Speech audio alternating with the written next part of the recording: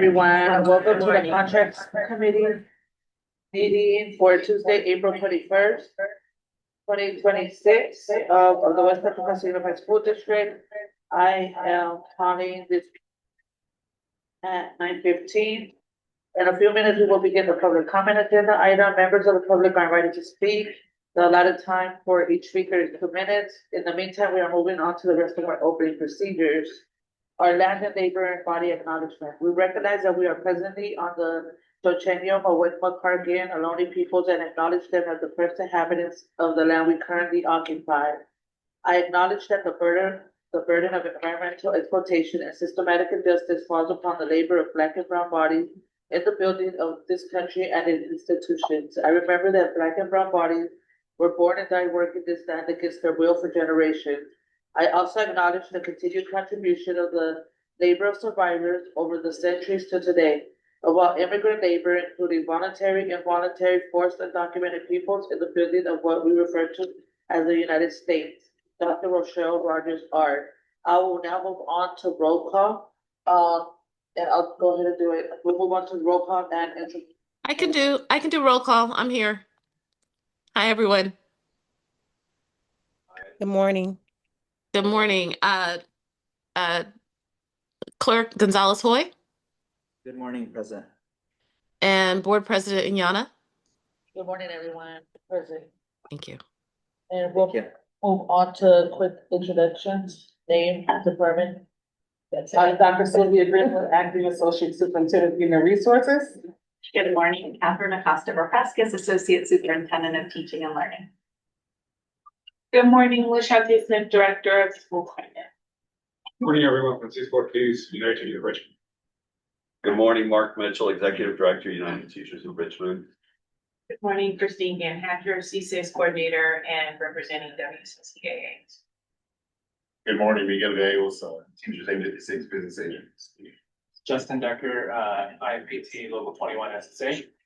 Kimberly Chamberlain, IFPTE SSA. Mary Kitchen, Business Services. Jeff Carter, Acting Associate Superintendent of Business Services. And we have a couple people on Zoom. Are they able to unmute themselves? Yeah, I'm here. Hi, this is Shanae Vaughn. I'm representative for Teamsters. With that said, we're now move on to public. I was also going to say, good morning, everyone. This is Cheryl Cotton, Superintendent. I'm joining by Zoom this morning. Okay, now moving on to the public comment. The public comment is a create a safe space where diverse viewpoints may be expressed in a civil manner without interruption of intimidation. Please listen attentively to each speaker's comment, respect the time at the podium as if it were your own, be open to different points of view when it's offered. Due to the Brown Act, we cannot discuss items that are not on the agenda and do not usually respond to items presented in public comment. Is there any public comment? There is no public comment. Okay, so now we'll move on to the approval of minute. Oh, no, we don't have, oh, no, sorry, we're not moving on to that. So now we'll move on to the purpose, outcome, structure, and process of the committee. Thank you, President. So our purpose is to grow transparency with the community around our contracts and services. The creation of this committee was the board's intention. The board's intention was for that, for transparency, and also hopefully to find some savings in contracts that can help us for next year. The structure of this committee is as follows. At each meeting, Mr. Carter, our Chief Business Officer, and cabinet members will present all unrestricted and restricted contracts within the 4 and the 5,000 object codes for the current school year. After the spreadsheet with the contract is shared, we will review each contract one by one. The presenting cabinet member will provide an overview of the contract, including its purpose, funding source, and key details. Following the presentation, the committee will have an opportunity to ask questions. We'll begin with our labor partners and then move to our board members. After questions, we will open the floor for discussion. During this time, each labor group may share their perspective on whether they support maintaining the contract or recommending its elimination in the future. Once all perspectives have been shared, the superintendent will offer her recommendation. Labor groups will then indicate their position using thumbs up, keep the contract, thumbs down, eliminate the contract, or neutral, no opinion, or unsure. President Yana and I will then determine how to proceed with the recommendation to the full board. Any disagreements, whether from labor or board members, will be clearly noted. Ultimately, the recommendation brought forward, though, to the full board will be determined by the two board members of the committee. We will repeat this process for each contract. Some items may move quickly, while some others might take in-depth discussion or be tabled for additional information. Thank you. Okay, now we'll move on to the item 3, contracts for review. The committee will be reviewing contracts for the following departments: positive school climate, community engagement, IT, and human resources. Okay. I think Lori-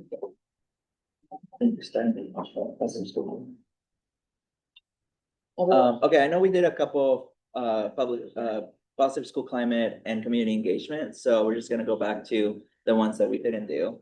So I'll pass it on to Mr. Carter and I believe we left off on the Matt Transit. Ashante, you like this one? Yeah. So Nomad Transit is the contract for a vendor we have in the district to provide transportation to our students who are most chronically absent in our district. This was a pilot, and so we piloted it with there's about 6 school sites who reached out and had a high number of students who were unable to get to school due to lack of transportation. For this contract, referrals for the students come primarily from the school site after they've had a school site attendance meeting. And then the other referrals come from when we are at the district STAR hearing, and we are able to offer students transportation that way. The transportation agency is actually called VIA. They're the same agency that runs Richmond Moves, but the difference between the two is that VIA is able to transport children as young as 4 years old. They're provided a driver every day. And it is the same driver, and they take them to and from school. And so that is what this contract is for. The contract is $250,000, and that provides approximately 35 to 40 students rides. Right now, we're collecting all of the data. This just started officially around like December. And so January, the ride started. And we're collecting data because the city of San Pablo is really interested in trying to figure out a way to support city of San Pablo residents this way, as well as the city of Richmond. And so this, all of the transportation right now is provided between those two areas, with the exception of a couple of students who are outside of those areas.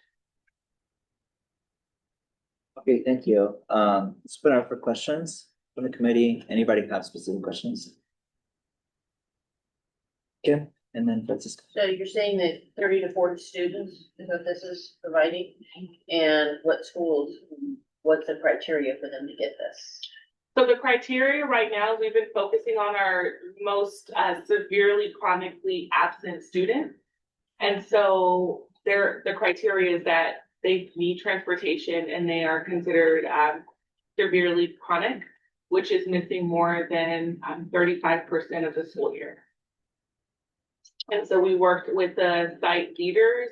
We first asked site leaders who would be interested in a potential pilot. This was based on a root cause analysis that we did 2 years ago and presented to the district around transportation being a huge barrier for some members of our community, specifically those who are not in the Richmond Moves area and cannot take a bus alone. What school is it? What schools? Right now, we have students coming from King, Lincoln. Let me pull that up. It's Chamberlain, and I will give you the. See if it's improving or if it's challenged, the kids are still challenged. So the students who have been consistently getting transportation, we are seeing improvement. We actually have a wait list of students who are waiting for transportation too. A thing about this program is that we have full oversight of who will continue to receive transportation and who won't. And so if attendance is not improving, when we are at the SAR board, we have to see students every 30 days.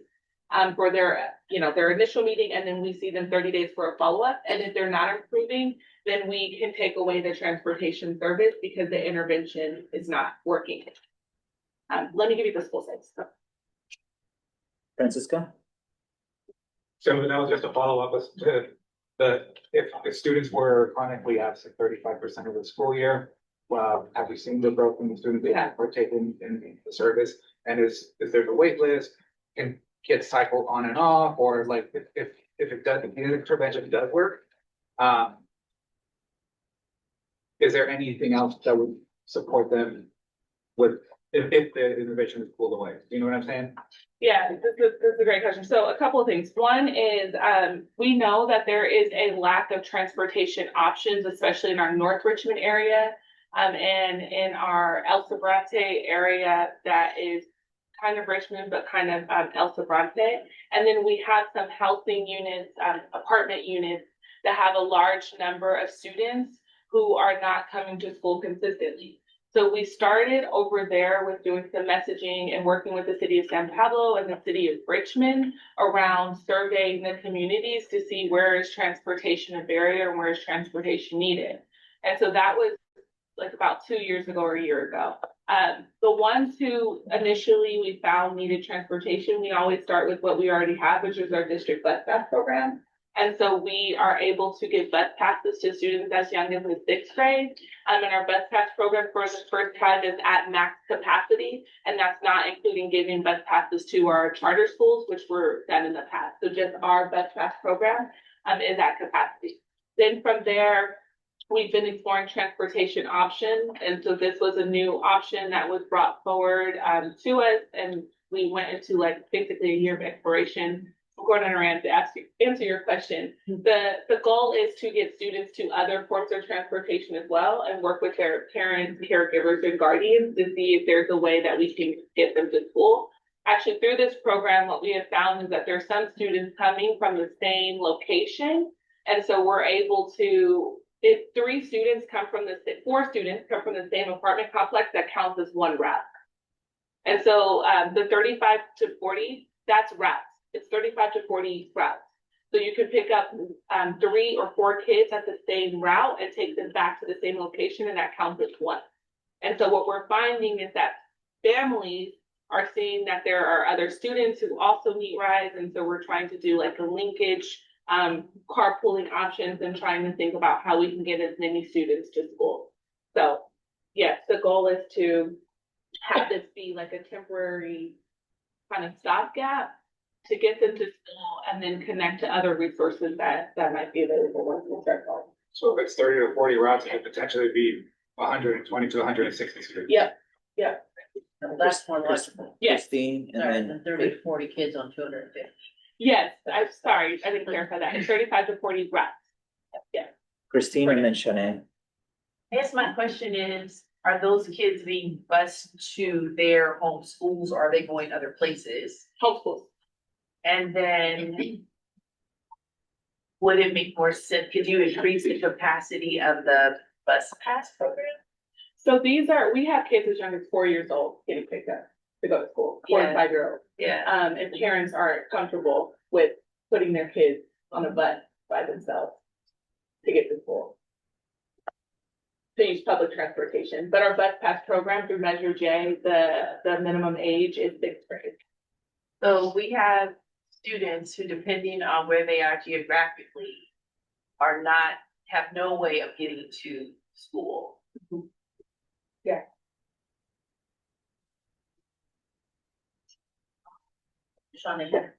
Oh, it's my turn? Yeah. Okay, thank you. Good morning, everyone. So has the district tried to partner with AC Transit to utilize their bus system? Yes, we currently partner with AC Transit with our student bus pass program. So we partner with AC Transit and WestCat, and that those programs are at capacity with the bus passes that we give. A lot of these students, again, are younger than, like I'm looking at it right now, a lot of these students are very young, 2nd grade, kindergarten, 1st grade, 3rd grade, 5th grade. And so these are students who are not taking public transportation alone. So, but the bus services they're taking along, have you guys partnered with First Student on maybe There- utilizing? Yeah, there's a partnership with First Student for our special education students. Mhm. I'm not as familiar with the contract there, and yes, but I know that some of our students are able to use First Transit. First Student. First, right, because it's not just only for sped. I'm just trying to think of other ways. I know, and I understand that some of them are younger. You said, there's a lot of younger students in that program. Um, roughly around how many how many transportation vehicles are utilized in this contract? The actual number of vehicles, Mm-hmm. I can get you that. I just know that it's 35 routes, but I can get the actual number of vehicles utilized. And students, how many students actually utilizes this program? I'm just curious. Right now, we have right now we have a wait list of 98 Mm-hmm. students. I know in the past when we were exploring transportation, again, this came out of a root cause analysis we did 2 years ago. I know in the past when we were exploring transportation, I want to say that First Student would cost Expensive. more. Okay. Yeah, Mary's shaking her head, yes. Because I remember when this contract took a while to get through, and I remember we talked a lot about it, but this was the most More reasonable. cost-efficient, reasonable way. Yes. Okay. Thank you. So President, then Kim, Christine, do you have your? Yeah. Okay, so we'll go President, Kim, Christine, and then Seth. Go ahead. I think I would like to see a vision of what that looks like. I mean, how long are we thinking of having this program around? It seems that you're talking about smaller age, group of kids. So if it's a problem right now in kindergarten and first grade, is that not gonna be the same problem at the third grade and fourth grade? Is that something that we plan on kind of following through for the next couple of years until they get of age, hey, now you can have a bus pass? Or what are some of the resources have you seen parents actually leave the program and be able to now find, I think, those services on their own, to the transportation issue, I think, with the students. Yeah. So at SARB, we do our initial meetings and then we do follow-ups. And what we find a lot of times is that families, the reason for lack of transportation, one could be not having transportation available, but two is work, like not having transportation available due to a car being utilized for work during that time. And so as we do like the follow-up meetings, again, the goal is to not rely on the transportation. I can say for this particular contract, once we expend the 250, we are working with the city of San Pablo and the city of Richmond, who are working through some grants for youth services that they have to see if they could sustain this service for their community. And so we're doing a deep data kind of analysis to provide to them to sustain it. And I think that's my concern, that if it's something temporary, that we're not really gonna see a follow through, like we're starting something with risking, hey, the city's not coming through, and then there's the end of the program, so the money that we've already invested actually didn't have that outcome we were expecting, because then we're just putting them back in the situation that they were originally in.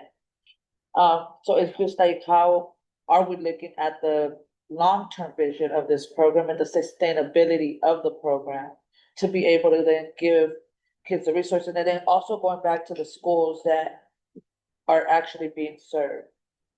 Yeah, so this is through our community schools grant.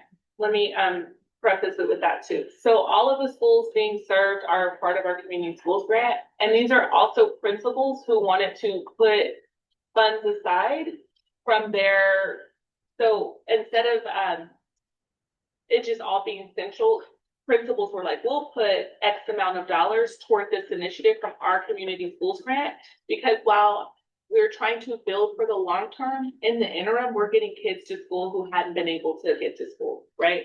And so we're still able to see progress with the students that were able to get to school. I think the benefit is that because we know that transportation is an issue in some of our communities, we've been able to provide data to show that with transportation being a viable option, students can more readily access instruction.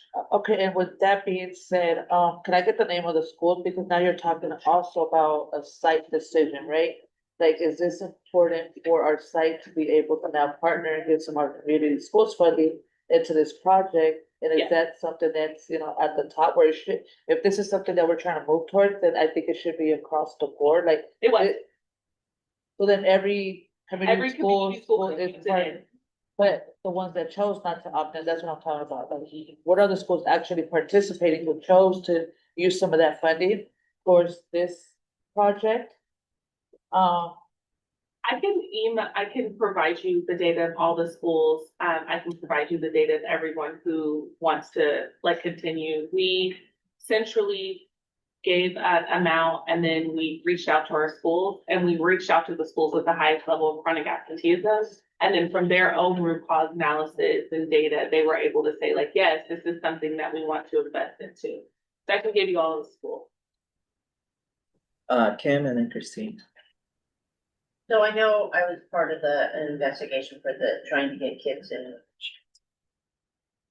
siblings be able to ride for students with their special ed sibling. And it was a difficulty. They were gonna raise the cost for a student for being a regular ed student instead of a special education student at that time. Community school grant, is there a way to start looking at other grants, or have you guys started Yeah. looking at other grants to, as the president said, extend this out?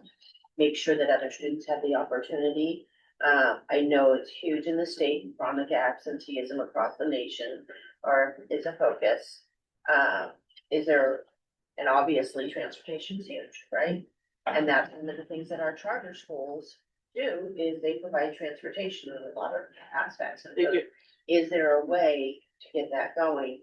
And I know that's one of the things at West County Mandarin that makes it very successful, is their parents also help provide and do transportation. So is there a way for us to look at that, even looking at smaller buses, you know, like the West Cat stuff, to get them in there to transport our students? Yeah, I think, President Yana, you're bringing up the greatest point here of like, how do we make this as part of our foundation too, for students who are not able to access our school programs due to lack of transportation.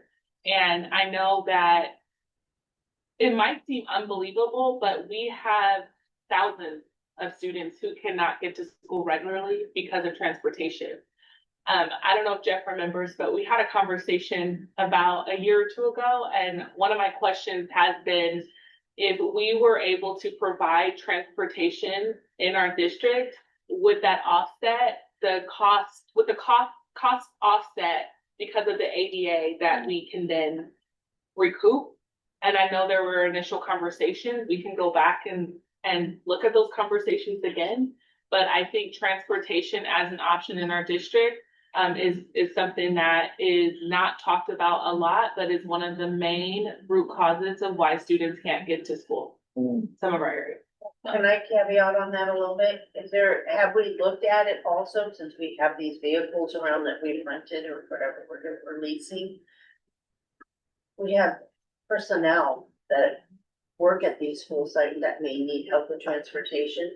And if they had that ability to go and pick up the kids and use that bus for transportation just for that purpose, for themselves and that, to go forward in that manner. I know it's insurance and it's all of that type of stuff also, and it's huge, but it would be something to think about. It would get people to work. Sorry, but Yeah. I'm trying to figure out a way to get people to come to work and to get kids to school so that they have a place to work at.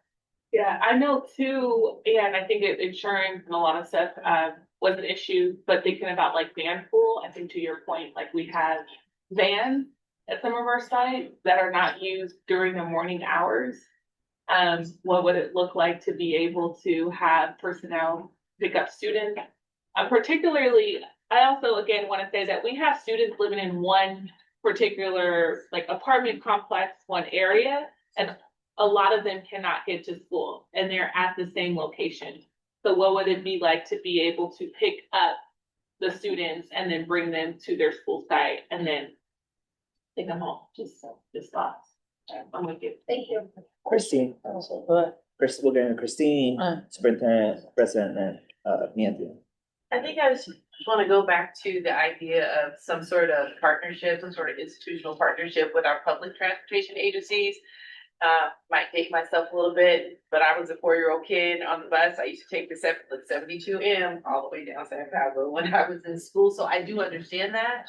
But I also know that there are some districts right here in Northern California that do partner with public transportation agencies. They will have a central location. West Oakland Acorn Project, for example, they have a bus that's there to make sure that they have enough of the kids get on the bus and get to school, and they're the only kids on that particular bus. So, and the cost of that increment, I mean, it has to be at least a third, right, of what this current cost is, even if it's 100 kids that are being served in these 35 to 40 different routes, you're still looking at around 2,500 per kid. If that's if we're being kind of generous, or maximizing that particular service. So I guess what I'm wondering is that something that we could do with AC Transit, and create pickup spots for families that they can get to from wherever they are, and that those buses would then take the kids directly to the school site. So there's a pickup and a drop off. As Kim said, we know that there are some schools, whether they're private schools or charter schools, or in this case, even with Mandarin, there, I know there's a cost to the parents with Mandarin, like that's what they signed on to do. But I think it's worth exploring. Because then we think 200, if you are going to get grants or whatever, 250,000, even if the cost was $500 per student over the course of the year for that pass and that bus, how many more students, to your point, how many more students could actually be serviced, increasing the ADA? I think then CBO Moses said, if we could increase our ADA by like 5%, that would actually go a long way towards mitigating, if not eliminating, a good part of the deficit that the district is currently experiencing. So I would love it. I think if that could be part of, maybe put more work on your plate, but I would love if that could be part of the discussion on like really exploring that partnership as a possibility towards, maximizing whatever monies wind up being put towards, getting kids who are chronically absent to school. Yeah, I really like that. We've been in conversation right now with AC Transit and WestCat. We just had a meeting on Friday. Part of the conversation has been about the Pinole Middle, Betty Reed, and trying to increase routes there.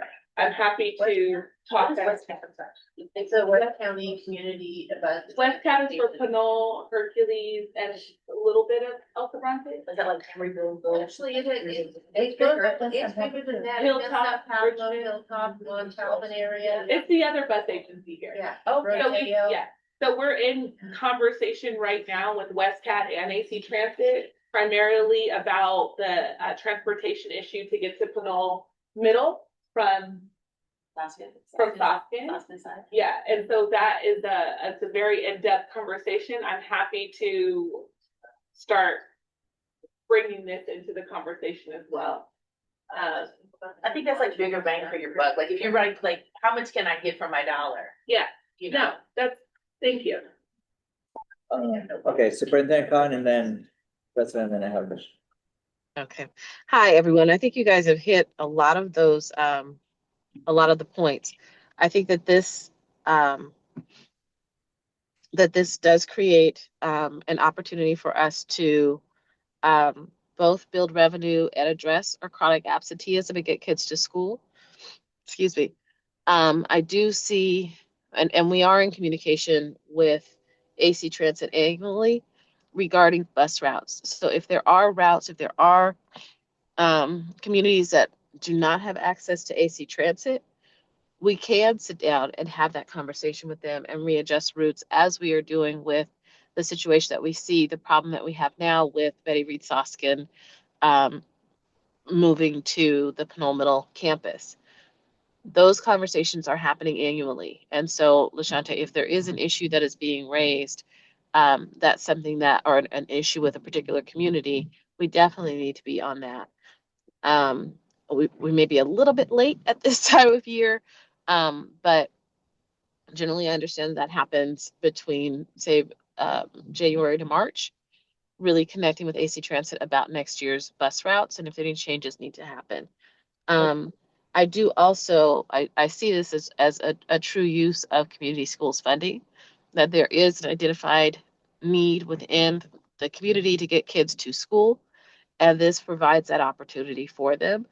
I appreciate the fact that our cities are looking at ways to sustain that program. I think that's what Board President Inyana was speaking to, is just the sustainability of this program. So yes, it addresses an immediate need, but we're a couple of years into it. How do we sustain it? And in the event, it sounds like community schools funding is going to continue. In the event that it doesn't, how do we sustain such an important program that, again, addresses chronic absenteeism and also increases our revenue? And so that's the focus and that's the question, I think. But I do see this as a valuable resource right now as we continue to partner with AC Transit and WestCat, partner with our cities as well to look at the sustainability of this program. Thank you. President, you had a question then. I think I had a question. Are we looking at the data also to like Steve right now? So Steve is currently getting bused from one area to another. We have buses available for them, for the school. Has that made a difference in students showing up to school every day? I'm happy to, it's a longer conversation. I don't know if we want to have it now. Yes, and no. Yes, for the most part, Yes. their ADA has increased with that. Yes. I just pulled up our monthly report, so. So, yeah, and the no part would be, so it's interesting in talking to Claudia, because the bus is able to go back that second time and get students, ticket to school. Yes, so their ADA has increased. What we're looking at too is, short answer. My question is, this started in December. Yes. So do a full year, is it going to be 500,000? No. No, so it's 250 for the Yeah. full year. Why are they charging 250 then for? Or is it from December to December? Mary, the contract, I know that basically we put 250, once we extend the 250. We're, It's through 6/30/22. yeah, so we're not gonna spend the 250 by 6th grade. So do you expect to only do half? Yeah. I don't know if it's half or, We could decrease the fee. yeah, But next year we would need the whole thing, if we're doing a whole year of service, Yeah. right? Yeah. And then you said that, how much is site funding versus central funding? no, so this year we put it out to site. And because it didn't come on to like December, I think it was like December, Mary, can you give me the exact? date? Well, the board approval was December, it was posted to appeal in January 15th. Correct. Okay, so around January is when we started the bus routes. We originally asked school sites to put a portion of their community school fund. This is in the booklet now for when they do it for next year, as they're doing their budget. So right here is central community dollars. Got it, but next year will be That- all site funds? No, we still have some rollover from central funds that will be used, and then site funds to supplement if needed. Got it, okay. And then I heard about San Pablo partnership, right? They're Yes. looking for that. Have we reached out to the city of Richmond? I know we keep going back to them because they have a large part of Yes. money. Have they been interested in supporting us with this program? Yes, they're interested in learning more about, so City of Richmond, okay, so, VIA is who is the provider of this service. VIA is also the provider of Richmond Moves. Oh, So the City of Richmond is interested in seeing how they can expand their partnership with Richmond Moves for school age children. And so that is kind of the angle they're coming at. What's really interesting, so City of Richmond was in it on all of our conversations when we were talking about this, as well as City of San Pablo. What's really interesting is what we found out about Richmond Moves is that the demand exceeds the supply. So if every student needs a ride around 8 to 8:30, they're all on that app. The wait times can exceed an hour to 2 hours to get a student into Richmond Moves into a ride. And then in Richmond Moves, they don't go to some of our unincorporated areas. And so City of Richmond is looking at two things. One is how do they expand to go into unincorporated areas for Richmond Moves itself, and for some of our students who might live in Richmond but go to school in El Cerrito. And so we have a subset of Richmond that is actually zoned for an El Cerrito school. Richmond Moves currently won't do that route. And so that's what they're exploring, is expanding Richmond Moves and offering it to our school age children. So that's a long answer for. yeah, thank you. And have they given you like a timeline of when they might make decisions on the expansions? They haven't given a timeline, but we've been meeting regularly. Okay, thank you. Any last questions? I Okay, have- I'm sorry. Oh, I'm sorry. I was trying to find my Go hand. ahead. No problem. Go Is ahead, this, Shanae. is this contract bidded on? Is there a bidding process for this particular contract? We went through our RFP process, which takes quotes. Mary, I'm sorry, can you explain? We did do a transportation bid. Nomad was already in process of initiating their contract and meeting all of our compliance guidelines before the bid went out. So, they did not respond to the bid. Okay. Thank you. Thank you. Thank you, Mary. Okay, any discussion? Okay, Francisco, go ahead. Yeah, so I would just agree with the superintendent on this particular issue, in respect to why this came out of the root cause analysis and was a part of a bigger conversation during the Superintendent Collaborative, which the City of San Paulo and the City of Richmond, along with Supervisor Joya, we're trying to figure out how do we get kids into school, and because chronic absenteeism was a big focus. So it's good that it can have an impact, but I'm, just going back on some of the points that were made earlier, the sustainability of it, ensuring that we are pushing our city leaders to make this into a worthy investment, or at least some sort of a sustainable path forward, because if it's getting kids to school, it's great, but we also need to think of long term.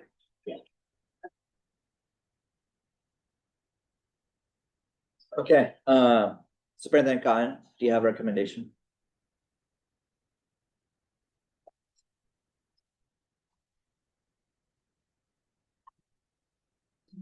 Superintendent Khan, can you hear me?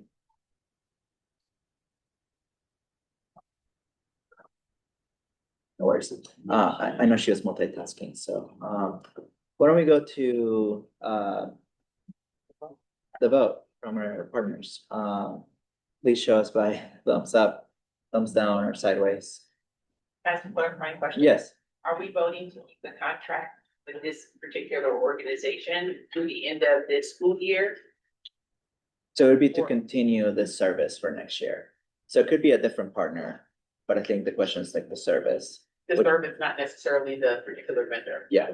Great, thank you. So I saw Kim, Yeah. UTR, Christine, and Teamsters. Good, okay. Thank you, and so everybody in agreement, President? You want to- Okay. I think I have concerns, like I said, over the sustainability part of it. Like, how do we now start taking action? And giving direction to be able to maintain, this program and kind of the follow through to it. So I think those are my concerns. I agree that we need to, you know, support our students to get into school every day, but I also believe that there has to be a track to ensuring that our communities are also prepared to take some of this on, and we prepare them to be able to do that transition as well, and not just reliance on this specific program. Sean, you're gonna send us all over the schools, right? Yes. Thank you. Yeah, I agree. I mean, I think this is great. I just, I am curious to hear more about, I think we need to just do a larger study about the benefits of potentially doing transportation in our district and whether or not that would offset and maybe even support, right, us budgetarily, but I think also just students coming to school in general, right, which is just even a positive. I agree. I mean, I think that this is what community school is all about, right? So I agree with Superintendent UTR on that piece. So I'm good keeping it. You're good? Okay. Wonderful. Let's move to the next one. Next contract is with Seneca Family of Schools. And this particular contract is for training for some of our community schools who are participating in targeted PLCs around their tier 2 processes. So their care teams, their intervention teams, and their referral and data tracking of students. And so yeah, this is what the contract is for. Questions? Francisco? Is it for all Seneca sites? No, it's for the Seneca sites as well as some of our school sites that are not Seneca, but would like to be trained in the UE model.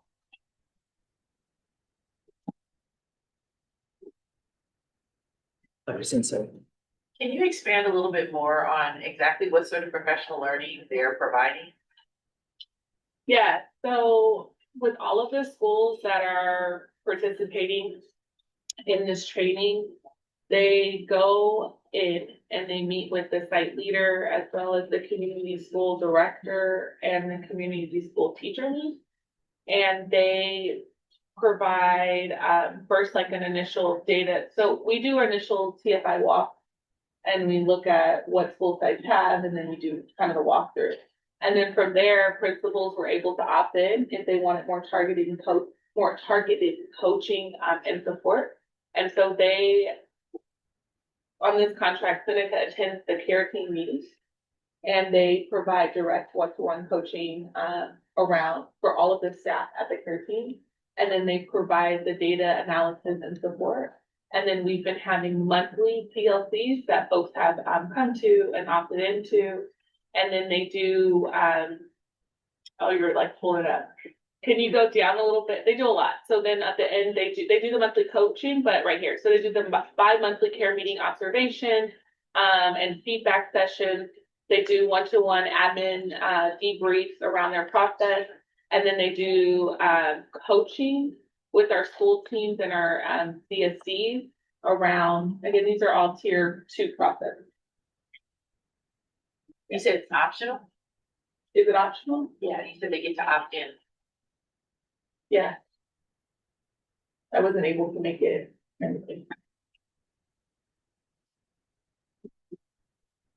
Okay, I'm thinking I thought that was good. Okay, you can copy that. Okay. Shanae? Hi, I just want to clarify, this contract is for students or for leadership? Leadership. Okay. CSCs, teacher leads. Yes. To mentor or coach? I'm just trying to understand the. Now, they're professional learning communities, and so it's around building out data practices, tier 2 practices. They get some support in like looking at their structures and systems that are currently in place. There's direct feedback at their care team meetings, which is our care team is our coordination team these teams are on every site that provide additional support and access for students or additional support so that students can access resources. And so they provide the coaching for that. So what would be different from this contract in the ED? Because I would think that the ED would be managing that piece. So there's an ED that's supposed to be maybe I'm misspeaking, but I was under impression the executive director is there to like guide and mentor the principals or provide those types of services that they may need. So you have the ED and then you have this program as well. That's kind of like doing the same job. So Yeah, I can. Okay. Good morning, Shawnee, it's Catherine. So the executive director role, at this point in the year, given that each executive director has about half the district, about 30 schools, a little bit less on the secondary side than the elementary, does do a level of support when possible, focused on instruction. But quite frankly, given the volume of crisis support that they need to do, they're not able to provide the level of coaching and support, particularly around systems of support for at this level. Having worked with Seneca in the past, we ran the unconditional education model. It is exceptional and really allows a principal to be able to focus energy on making sure that students are getting so that leaders are able to implement practices that are really focusing on student needs. So that is currently not happening. And quite frankly, it wasn't happening when we had 3 EDs too. Having been an ED that served 19 schools, I really focused on instruction. I wasn't able to do this level of support around care. Right. Okay, thank you. of course. Yeah. So I have a few questions. Could you tell me what schools participate and then how sites are able to participate in it? Yeah. Off the top of my head, the schools that have been participating this year, Kennedy High School, De Anza High School, King, Lincoln. New this year, Chavez.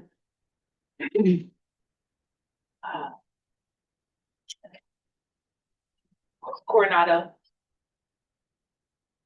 Siege. Dijon. Betty Reed.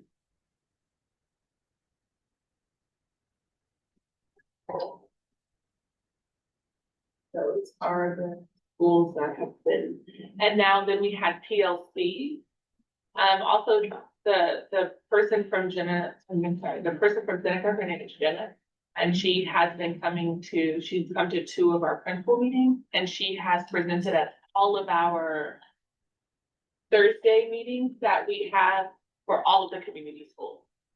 And so at those meetings, every community school had separate breakout sessions around these topics. So that would be all. 26 grant funded schools. So all of them had our chance to participate. We started at the beginning of the year. And then we went mid-year. And then for the last 3 AP-VP meetings, we have also been working with all of our AP-VPs on strengthening our tier 2 teams across the district. So that would be all of our schools outside of our community schools participating as well in that part of the deal. How long have we done it? So just this year, This year, so we've been with Seneca, and Seneca has several different types of things they do in contracts. So we've been with Seneca for a while. For this PLC model, it has been, I believe last year we had this contract too, or last year I have been lumped in a different contract. So this year was, I think, the first like standalone. I can tell you that what we've seen from this year is that we really want to push into the principal learning space. And what we found is that it's sometimes difficult to just have a scope and sequence in that space because there's a lot that has to happen in a short amount of time. And so the space that we piloted again 3 months ago was that AP-VP space. And moving forward, if we were to keep the contract, that's where we want to target is our APVP space. Because we know that our assistant principals, especially at our high school, middle schools, are essential in holding those processes. And then we're gonna end this contract with doing more of a larger symposium in June with all of our community schools that again, with this current contract in place, they would be able to participate to really set up system structures, data review, and everything needed to start the year next year. And the other thing I will say is that our care team process relies on data. And so it relies on us getting the most accurate data about students so that we can then intervene and monitor through intervention. And I'm happy to say that we've been working with our IT team on really making EduClimber be that data base for everything. And so we've been meeting with EduClimber and we've done some targeted training with EduClimber so that we have an intervention portal within EduClimber that can then monitor intervention. The reason I'm saying all of this is because our PLC was built around being able to support sites with utilizing data to make decisions for students. And so getting that infrastructure took the building, and now we've built that and it's we're getting accurate data. And so Got it. And then, two more questions and I'll go to you, Kristen. The funding, since it's part of the community schools work, is it through community schools? it's through community schools. Okay. This is through community schools, yes. And then long-term, what are we thinking about with this? Long term, we wouldn't need it because we would have built the capacity of our leaders, and I mean, my department has some capacity to also support too. So long term, the structure and the systems will be in place to then where it goes to more of a trainer models for this particular program. So are you guys thinking about next year being the last year of the contract? Actually, yes. Okay. Thank you. Christy? You touched on a little bit of what I was going to ask, because I think we really are running up into some equity issues. And a lot of what I've heard is that there are certain services that are available to our full service community schools. And not to say that they don't need the resources, but we know we have students at other schools that are not necessarily designated full service community, or even like don't necessarily receive a lot of funds in Title I, that also could benefit from the services. And so we're thinking about from the administrator standpoint, the professional learning opportunities, if those exist in isolated spaces, as opposed to in that principal learning space, which we know happens once a month, that in fact might be beneficial and address a number of things that have come up that we've talked about in some of our other contract sessions around access and actually engaging with the parent community, right? So if we're training all of our principals in these practices, how does it not benefit all of our schools, therefore benefiting all of our students? So I think for me, it is, or in representing like our unit, how can we bring resources to all of the principals so that all of the principals are educated around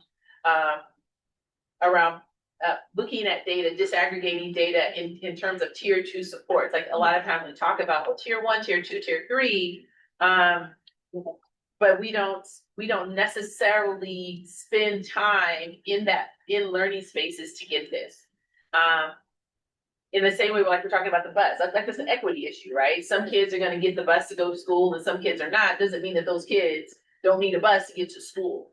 So at what point, well, no, let me back up. If this contract is ending this year and eventually the plan is to move to a trainer model, what's going to happen in the interim? You said it's like 2 years out from being trainer. No, a year. A year as in the next school year we move to trainer. No, the next school year would be our last year, but I think to your point, I would love to be in that space. So is it something that should be in student services or climate, or should it be in ed services? I mean, student services is directly impacts ed services, I right? understand that, but Yeah. for the learning space currently in ed services, I think you don't present because you do. But the level of professional learning that I've heard you talking about doesn't currently exist in that space. Yeah, we have not, we were not allocated time this year, correct? But So maybe this is not, I mean, so I'm asking the question, I guess it's rhetorical at this point because you can't answer and I'm not trying to put you on the spot. So please let me apologize if you feel that I am. I just want to put that out there. But it's an equity issue. It's an equity issue for me. And I think it's great that some people are getting it, but the problem is not everyone is getting it, which means not all of the kids are getting it. And we're going to run into the same problem at some point when the money ends, that some people have it, some people don't. Some people have, even within that group of schools that you listed, some are opting in with greater fidelity and some are not. So at what point do we address like the disparity in participation in the distribution of resources and assets and so on? Like, and I don't know who answers that question. So I can speak to some of that, Christine, if that's helpful. Yes, please. What I'm hearing, so within our reorganization around central office, our associate superintendent of ed services will be responsible for both student services work as well as ed services. That will all fall under one cabinet member. That's a shift. I think it had been that way for many years in this district. It shifted away from that for the last 2 years. It should shift back to that next year. In terms of this conversation and similar conversations this year, we've been able to engage in building capacity. And that, I think if that's a theme for our contracts committee this year, that building capacity within our staff to be able to provide the services that we acknowledge and know that are needed based on our data, based on our experiences, our lived experiences for our students. And so making sure that we are creating space where we can build that capacity should be happening within our principals meetings and beyond. But I agree with you that it does require additional professional development, both for our staff to be able to provide that support for our teachers who are able to provide that support for our students. And so that's the big picture. And so if there is an additional year of funding, I push for making sure that we have some capacity building built into that support as well. Recently, we were able to secure math coaches for 4 of our schools through Chamberlain Foundation. I pushed to ensure that, well, they don't have the funds to provide math coaches for 30 plus elementary schools. I did push for those math coaches and the group that is supporting them to be able to provide additional support to our math teacher leads, to our principals, providing professional development to build the. And so that coherence and that capacity building is very important to me and is a focus of mine for this district, but wanting to continue that work. So where there are opportunities to build our capacity, our internal capacity to do some of this work that we have relied on contractors for, it sounds like over the years, that is really key again for to build coherence across our district. So if that helps, there is a shift that's coming that will allow and provide for additional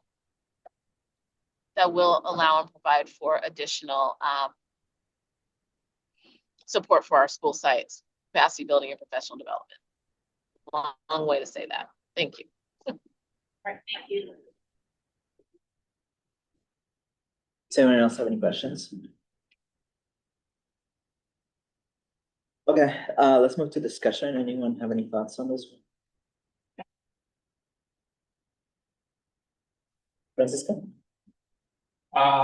So when unconditional education as a model was being piloted at Ford, we saw over the, I think, 2 years, a sharp decrease in our office referrals and suspensions because we were able to really target and implement supports throughout the entire school system.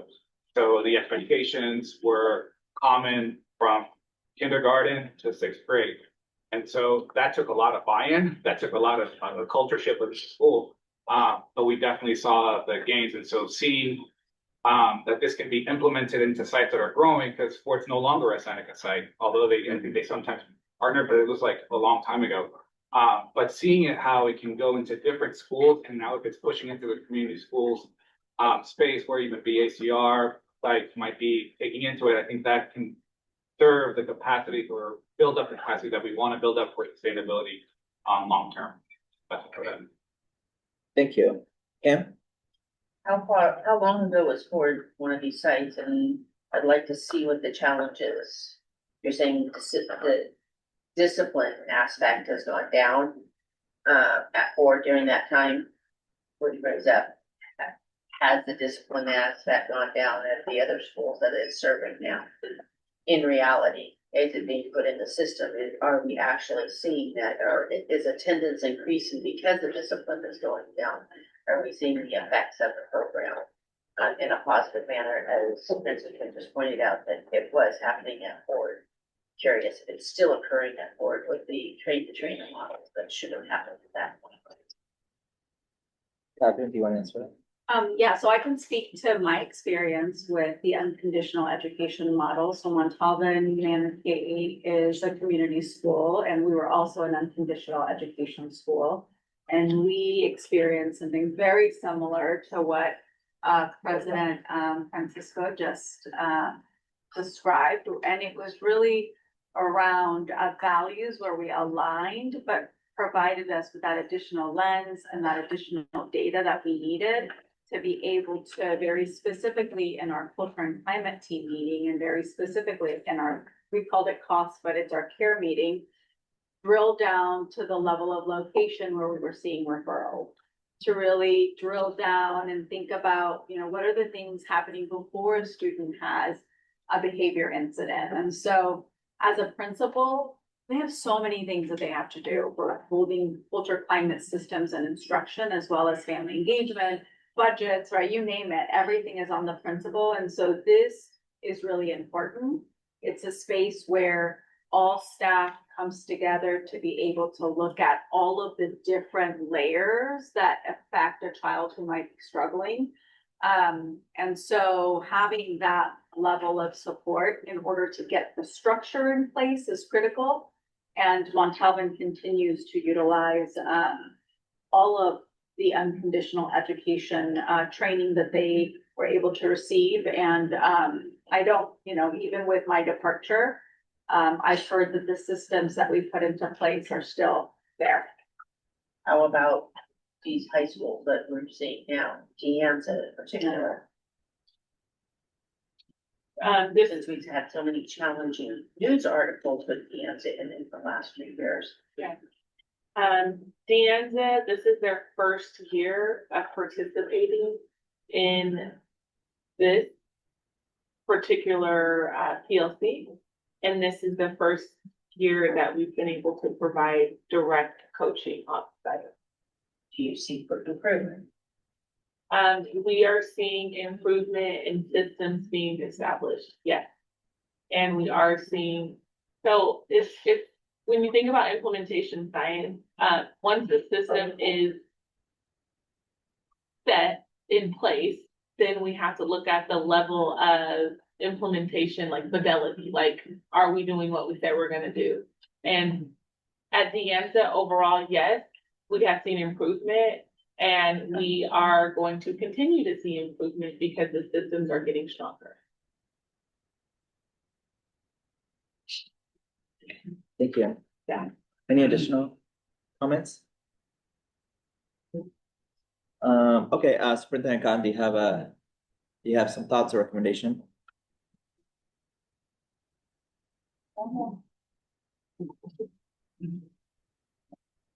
Okay, so let's move to a vote from labor on keeping this contract for next year or not. I was almost later. Sorry, Christine, do you have a question before we?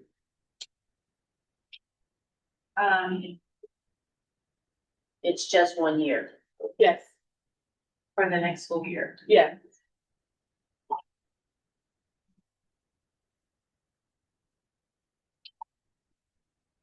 I want to participate in your end of year, because I want to see what the data shows. Okay.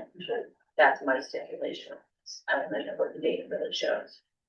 And how many, I'm sorry, you're on a call for a vote, I apologize. You're fine. How many, so next year being the last year of this particular contract, how many years have they been working with?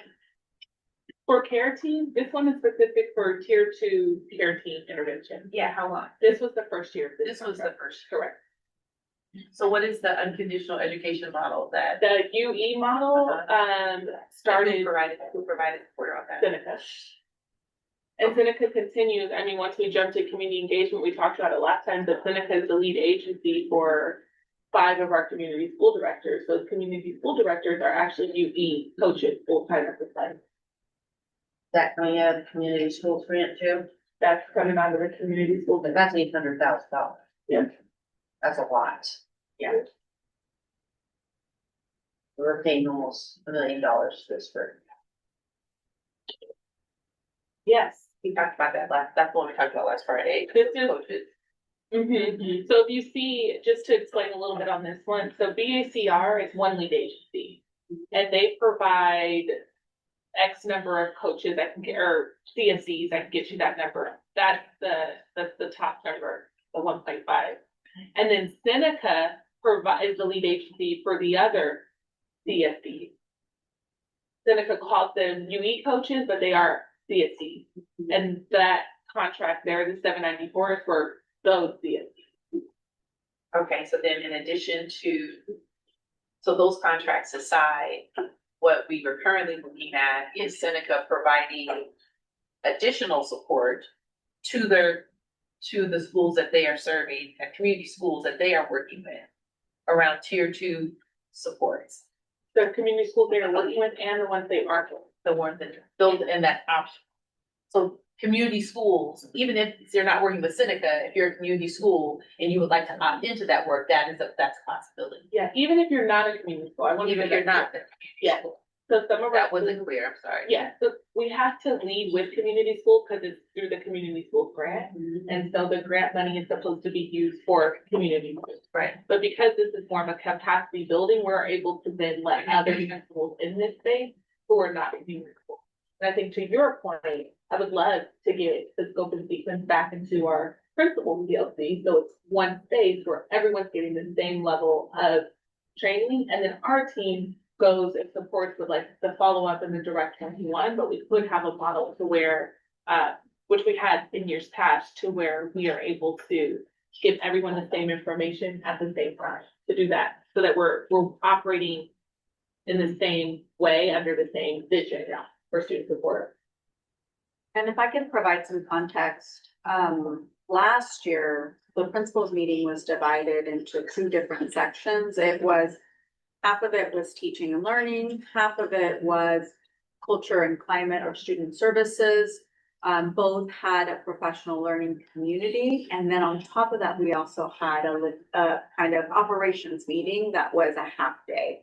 And so this year, with our superintendent, we really wanted to prioritize and heard feedback that principals were off campus a lot. And so we didn't want to pull them off campus. And so the things that went away are the monthly learning walks that we used to do at our schools that were half day, the other half day, which was the operations meeting. And so now that principal learning space is, it's actually something the cabinet collaborates on, and I work very closely with Superintendent Conti to prioritize what it is that makes the agenda.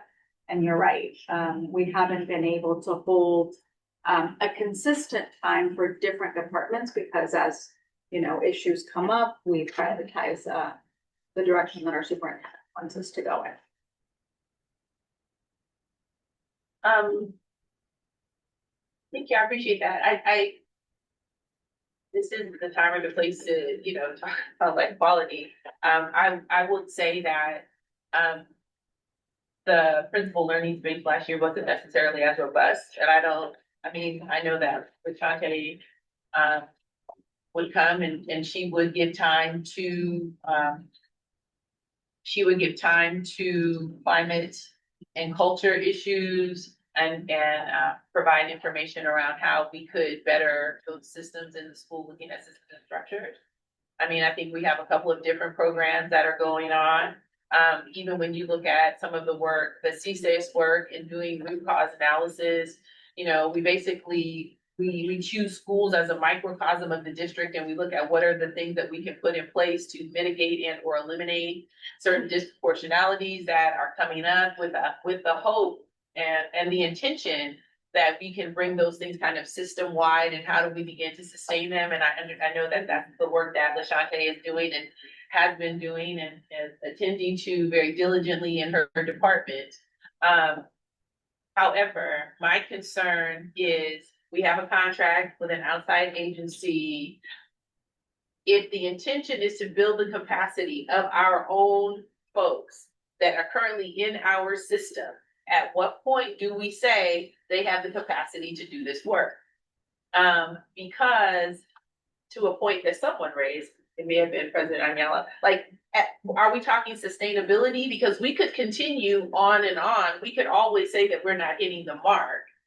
But if we are not bringing it to those individuals who are ultimately responsible, as a former site administrator, as I know Ms. Acosta-Praskas is a former site administrator, yes, there are lots of things on the plate of our principals. However, when we begin to prioritize what is important, it doesn't necessarily feel like a burden to do the work if in fact the systems and structures that we have in place are there to support. And professional learning undergirds everything, right, in support. So I love the fact that superintendent said we are moving toward a greater coherence around professional development, professional learning for our site administrators, for our support site administrators, though we don't necessarily know what that's going to look like at the elementary school level in terms of APs and VPs. I think I'm just at a point where we see a lot of money going to other people, and we're not necessarily seeing change within our internal structures of support for those people that are doing the work, whether that's WCCAA, SSA, Teamsters, and even our folks in UTR. Thank you, Christine. Shanae? And you're muted, Shanae. Christina kind of like said it is pretty much exactly what I was going to say. So I'm just going to second what she said. Got it. Okay, thank you. Okay, great points. Well, we do have to move to the vote just because of time. Even though we'll probably discuss even further. So let's move to the vote. Clerk Gonzalez Hoy, can you hear me? Yes, we can hear you. I was trying to unmute earlier. No. I'm in support of continuing that for another year, with the caveat that we are looking at sustainability and, again, capacity building within our administrators and staff. That's all. Thank you. Thank you for that. Okay, let's move to the vote. I think some folks have voted, but I already forgot. So Francisco, thank you. Kim, Christina, Shanae, Miguel. Yeah, I want that. I want to know what the results are actually coming out. I wrote it big for you. Is that Yeah, it's, I know, I'm halfway there. Sideways. I Okay, want to see some results from something for a change. With all the changes going on, I want to see some results. Some data. okay, Kim sideways, Christina, you're sideways. Yeah. Okay. Shanae or Miguel? Sideways. Sideways, okay. Okay, so only UTR was segment. Do you have some thoughts, Christina? I think the states, with the nail on the head. I think were great comments. My concern is, again, the follow through, right? Like, how are we preparing our leadership, especially when there's opt-in opportunities? I think we're losing opportunities. And even seeing the list across the district that's actually participating, or some of the schools that are, it's really micro to the number of schools that we have, right? And are we going into these contracts? I think every contract that we go into must have an end date. I think that's where our problem lies. I think that we start things and we're just kind of evaluating it through the year. And it's saying, hey, we didn't hit the mark, and then we need to extend that through another year. But there's not really the push, I think, to build that capacity. So I would really want to emphasize on, like, when we go into these contracts, what are our expectations throughout the year? What are we really pushing, leadership to really buy in? Yeah. I think there's some things that, like, if we're asking for cohesiveness, then we need to implement that. Like, we need everyone on board, or this can't move forward. Like, we can't have, people opting in and not making this a priority if this is a priority. Right.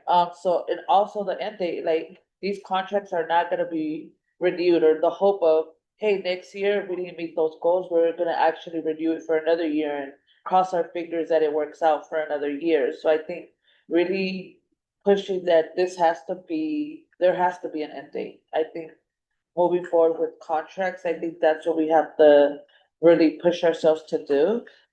Because then that's how we're gonna get everyone fully engaged and committed to the work, knowing that, hey, we only have a year to do this work. And there's not an extension of the work thereafter. Yeah. Thank you. Yeah, you all said it well.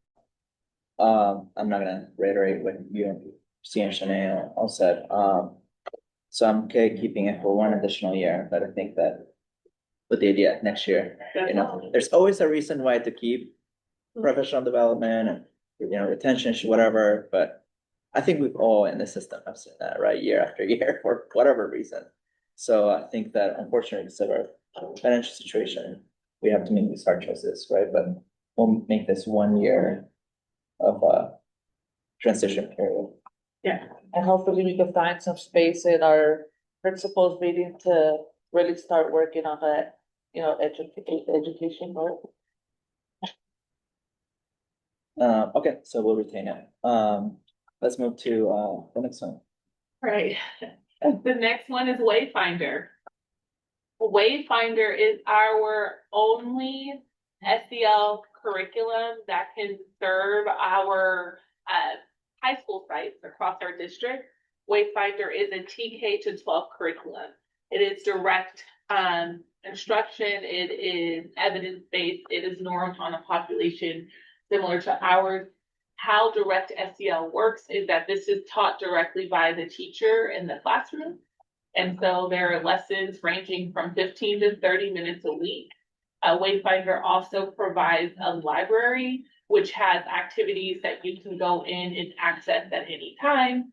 Wayfinder also provides additional resources for our providers, including our school counselors and school psychologists, who run social and emotional learning groups.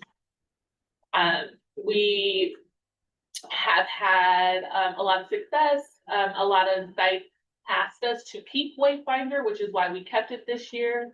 And this is what you're seeing for the contract. So that's the offer. Okay. Thank you. Questions? Mark and then Kim. What's SEL? Thank you, Mark. Social and emotional learning. Kim? Where is it integrated with? Clever. Wait, what is it integrated with? No, it's a, sorry. I realize that's how they get to it, but what is it integrated with? How do they get the information on the students? Where is it? They don't need information on the student. It's not, They don't collect any data. They don't collect student data, no.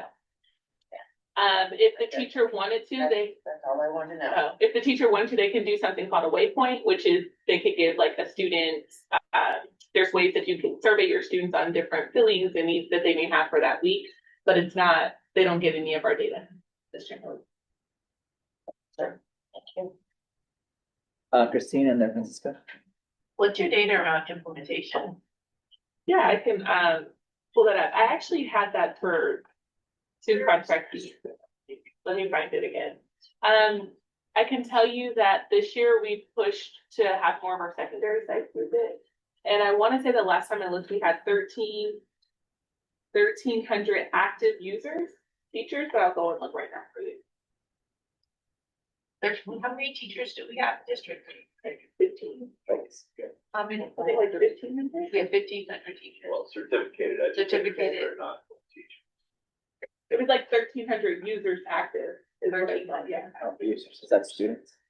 No, teachers. This is all classroom teacher or certificated educator, I should say, because that would include school counselors and school psychologists as well. Yeah. So how many certificated educators do we have? 1,500, that includes sites, So users. everybody. Okay.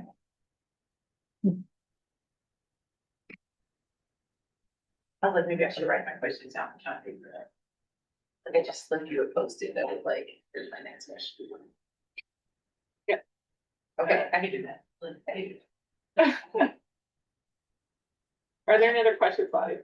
I was just like, implementation and then if there are 1,300 users, how often do they? I know what I can tell you that the use of Wayfinder was higher than our use of Second Step. I remember looking at those two. Another SEL program. Thank you. You read my question. Thank you. This is our only one. This is the only one for secondary. Look up the secondary. Yes, Second Step goes up to. Thanks. I would stop using that six because it's really kidding. Second step has like scenarios, like pictures, card, read the, whatever the scenario is, and kind of have kids offer how they might respond. Got it. Okay, maybe this is Thank you. better data. Okay, cool.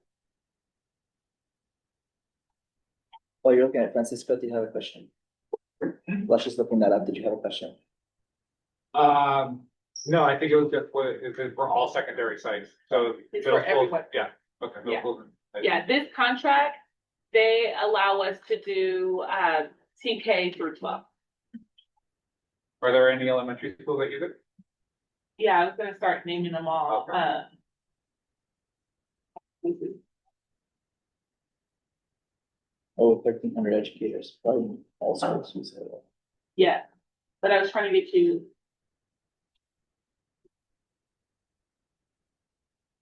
I can get you that data, but I can tell you that it's being used.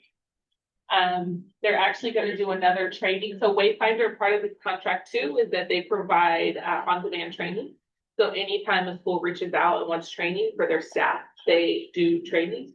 And then we've done 2 in-person training and they want to do 2 more sites reached out. Kind of wanting to start implementation of it as well.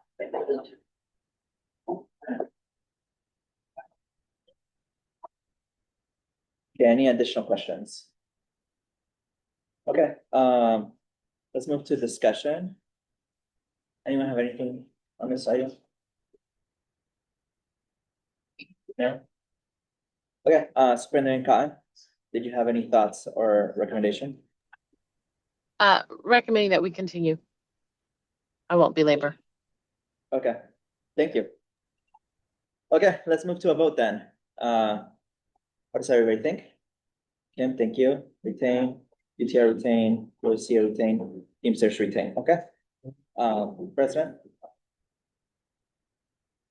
Retain, me too, we'll retain. Okay, let's move to the second to last. Care Solis. Care Solis. Yes.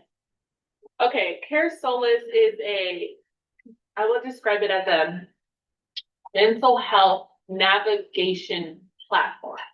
What this means is that any person, staff, student, family member in West Contra Costa Unified can log on to caresolis.com/WCCUSD. And on there, they can actually put in if they are having any type of mental health need, they need to talk to a counselor, they might not know what type of support they need. What Care Solace does is it does the resource matching. So when we refer students on here or they self-refer, Care Solace has staff that ensures whoever refers gets access to a provider. So let me just put this in context. Yeah. We do not have enough providers, even with all these contracts and internal employees you see, to provide a service to every single student or family in our district. So this supplements what we do by helping families navigate mental health supports that are available within Contra Costa County and beyond, so that they're able to access the service. So this isn't the actual counselor, this is the navigation and the resource to get to counseling. In addition, any student can go on there and self-refer for students who don't want to go, to their health center, or they may not want to, be seeking access in their service, and then any staff member as well. And so we train all of our school psychologists, our school counselors. We've pushed it to the principal space, our APs, BPs. Everyone can log on and make a referral, and then families again can make a referral as well. Questions? Kim? So it's self data. You don't collect any data for this. No. All it is a service. It's just a service, yeah. Care Solace is not linked to us in any way. They have their own platform that parents enter their information, and then they do the follow-up there. From there. Yeah. Anyone else? Mark? No data. I just want to say, we have a significant number of certificated employees that are in our bargaining unit that could do this function, and that do it all the time. I understand it's nice to have like an app or a website where people can go to as an additional way, but I don't think that's required. We're in a situation where, scores of long-serving district employees are being fired, and we're reducing radically services and programs, especially to our secondary sites. They're being gutted out. And so I think these things that are add-ons to functions that we already are able to do should really be looked at as optional at this point and not required. Our district is in a free fall crisis right now because the district leadership has decided to cut to the bone. And so I just am not hearing the urgency of keeping something like this. And we also have so many nonprofits in our West Contra Costa area where our families live that do the same kind of thing. Thank you, Mark. Thank you, Mark. I just want a little caveat to that. This is what our certificated providers refer to when they don't have capacity on their caseload. So our certificated providers currently, like our school psychologists, our school counselors, this is what they're using, because the only other county navigation resource is 211. And that is like calling and trying to see what's available. This is actually a full-time 24/7 care companion that is matching, and they don't stop with the family until they find a provider. Providers that are in the system, take their insurance, and can be accessible. So it's another way to provide a mental health service, because we can't provide mental health services for everyone. So, I have a question. So have we looked into like the free programs? And I can't think of it off the top of my head. So I know that the state of California, Bright Light Kids in Saluna. yeah, Yeah. Saluna and Bright Light, to where it kind of does the same thing that we're paying for here with resource management and stuff like that. Yeah. So the Bright Life Kids is till 12 years old. And then Saluna is actually the direct service. So it's the app that kids go on and they access the mental health service from Saluna. It's the actual intervention. Bright Life Kids though is it's really great. It's for 0 to 12. It doesn't help our adolescents or our families who need support, but it is a good resource that we also highlight to our families.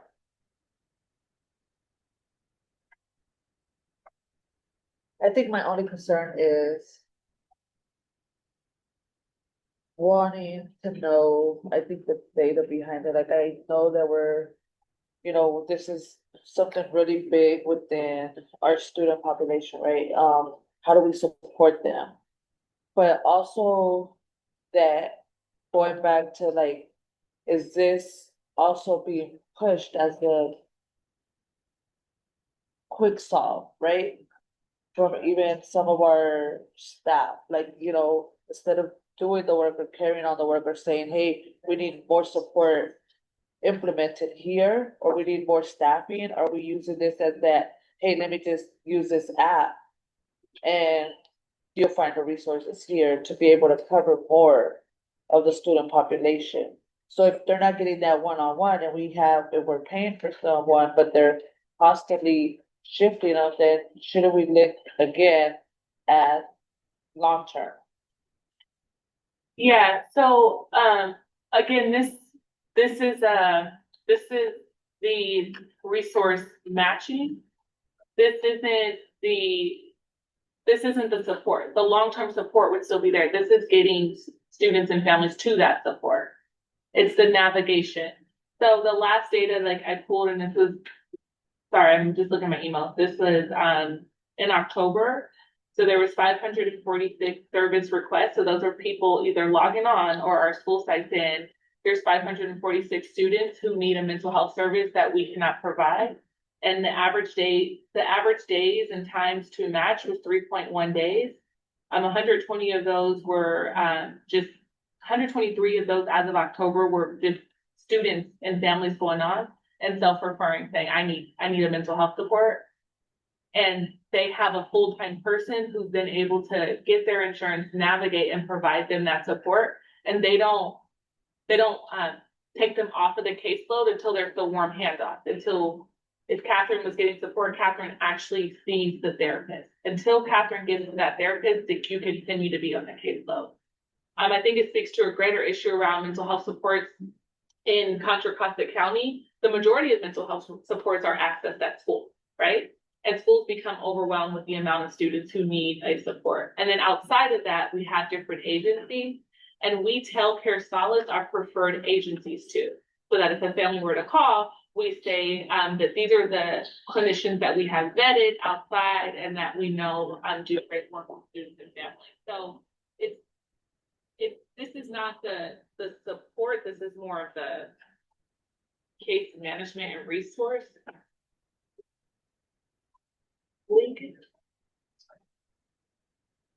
So it would kind of suit the need of like what our county navigators are doing at some of our sites, right?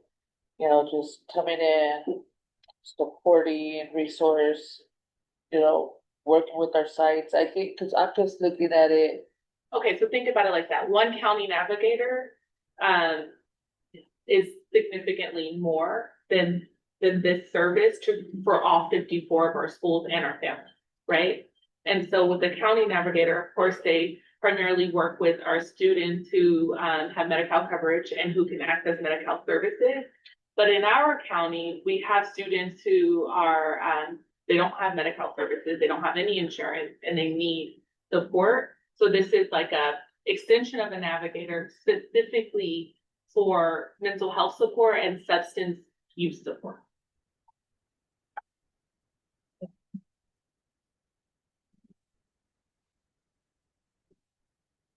I'm done. Shanae, and then Kim.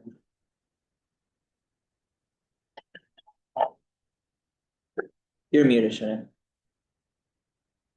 You're muted, Shanae. Thank you. Thank you. Okay, I just need to understand this particular contract is more of part one of the services. They go through the app. It's an app? Parents and families and students can self-refer through an app. The other way they do it is through, directly from a school site person. Okay. But what we're speaking to today, that's the app. They go through that. They go and request mental health services through the app. I just want to make sure I'm following. I'm sorry. Yeah. Okay. So through an electronic Yes. system, yes, they are self-referring, saying, I need a Okay. mental health or substance use service. Yes. And that's open to from K through 12, this Okay. program. And for staff too. It's for everyone. For So staff. staff- Oh, okay. So it's for the full complete. And you said it was roughly around 100 and some odd people who signed up through this program. No, I said that, let me get that number again. And then, so we know we have EAP that we can refer our Right. employees to as well. Mhm. Outside of EAP, this is if a staff member said, I don't want to go through EAP, but I know I need some support. And what happens is if it's a staff member, we don't even get what staff member that was. It's super confidential in their system. We just see staff member referred. I know, but you have EAP already Yeah. for staff. You have nonprofits at sites that are available for the students. And then you have, it seemed like it's extra. It's just Yeah. extra, like different ways of doing it. But I'm just curious to know how effective this program is, and if there's only like 100 and something people who's utilized it out of. No, so as of That's what- October, so that would have been August, September, October. Mhm. There was 546 students, families, staff members requesting support to navigate the mental health system to then access the service. This isn't the service. This is Right. This is just a request for the service, right? right. And then this is the person who they call a care companion, getting them to the service. And how long does it take them to get to the service? So the average time to match was 3.1 days. 3.1 day? Yeah, 3.1 days was the average time from calling in on this system to making an appointment with the provider to see them long-term for the service. Okay. Okay, thank you. Kim, and then Just to follow up on what Shawna was stating, and you said the EAP. EAP only gives you half an hour. And this gives you the follow-up and the follow-through. Correct. Okay, so that makes a difference on that. Well, So, no, it just EP. gives you the phone number to maybe later. No, it actually This gives gets you you more. to, no, this makes the appointment for you and gets you to the provider, and they don't go until you're actually in that service and accessing it. You're actually seeing somebody seeing and making someone. sure that you've made the appointment. I've gone to the appointment, So, but I'm understanding. so if I'm a Kaiser member and I don't want to go to EAP and I want to go to Kaiser and I do this, they're going to give me an appointment with somebody, and who's going to pay for that? Kaiser won't pay for it. They're gonna work with whatever insurance you have. If you don't have insurance, or if you are self-paying, they have providers that self-pay or take uninsured.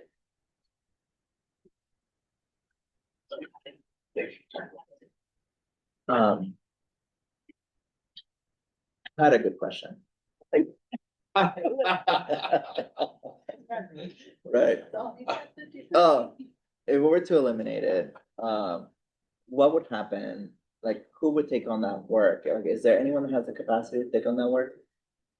So we had talked about eliminating this, I think, last year. The contract I know was later, and in this moment, I don't know who would take over the work. I can tell you that we would have families waiting because the capacity of our mental health staff right now is limited in the sense that the mental health staff on campus are prioritizing, again, students with the highest needs. We get them in for a service, but this is more of like, what about all the other folks who might need a service?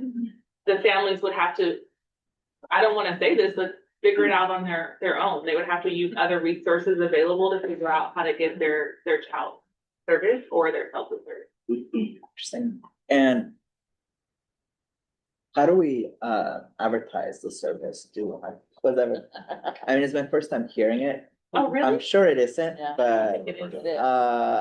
it probably is. I mean, we approved the contract, so I'm sure we've seen it, but like how do we, like, I've never, I mean, I haven't heard, I guess, let me rephrase it. Haven't heard staff talk about it, right?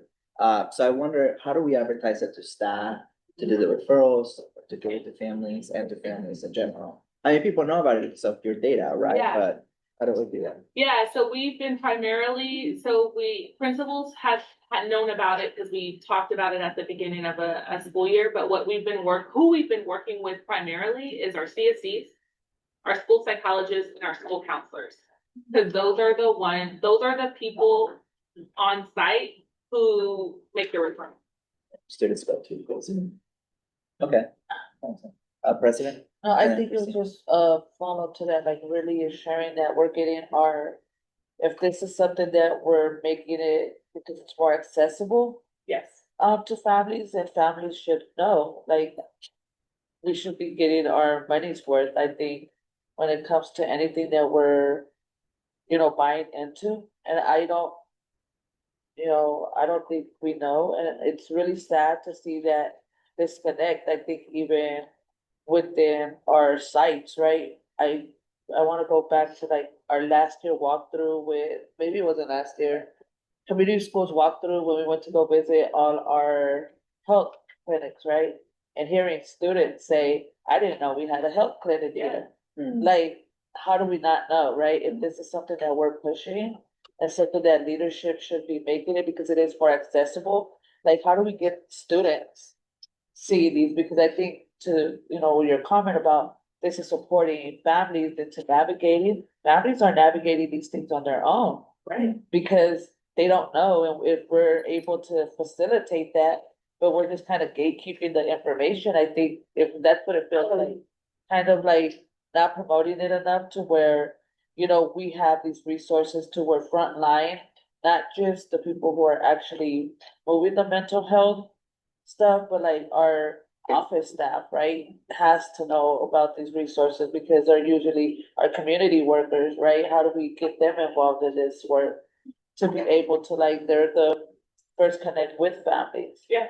So it's just like, if it is a need, how are we getting that information out there to be able to now utilize it to the best of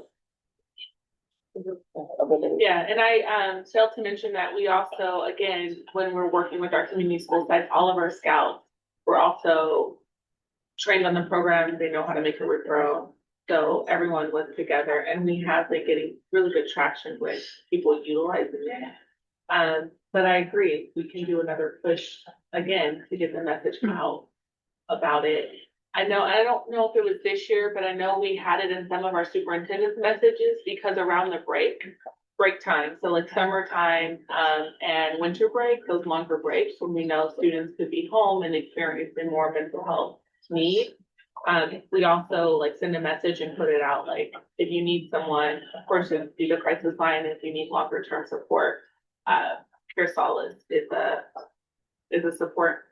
And then next month is Mental Health Awareness Month, and we will be putting out another message around how to access mental health support services outside of site.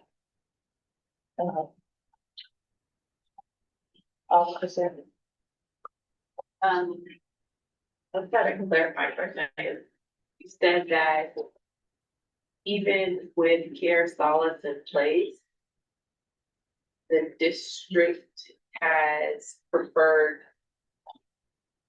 vendors that they make referrals to, right? Care Tell Solace. them. Yeah. I thought I heard you say we can tell them who are preferred vendors. Yes.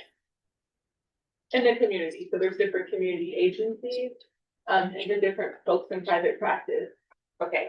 That our families have worked with, and we can tell them, like, this is a preferred provider. Like, one of our school sites reached out and said, we really like this provider, and we were able to contact Care Solace to put them as like a preferred provider if their family were to call.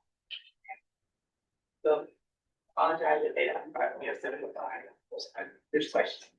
If we have preferred providers that we have told this agency that we would like to work with, Yeah. then why do we need that agency? Like, if we already have a list, Yeah, then why wouldn't we utilize the folks that might be in our health centers or our school community outreach workers to in fact make those connections if what they're doing, again, I apologize if I'm oversimplifying.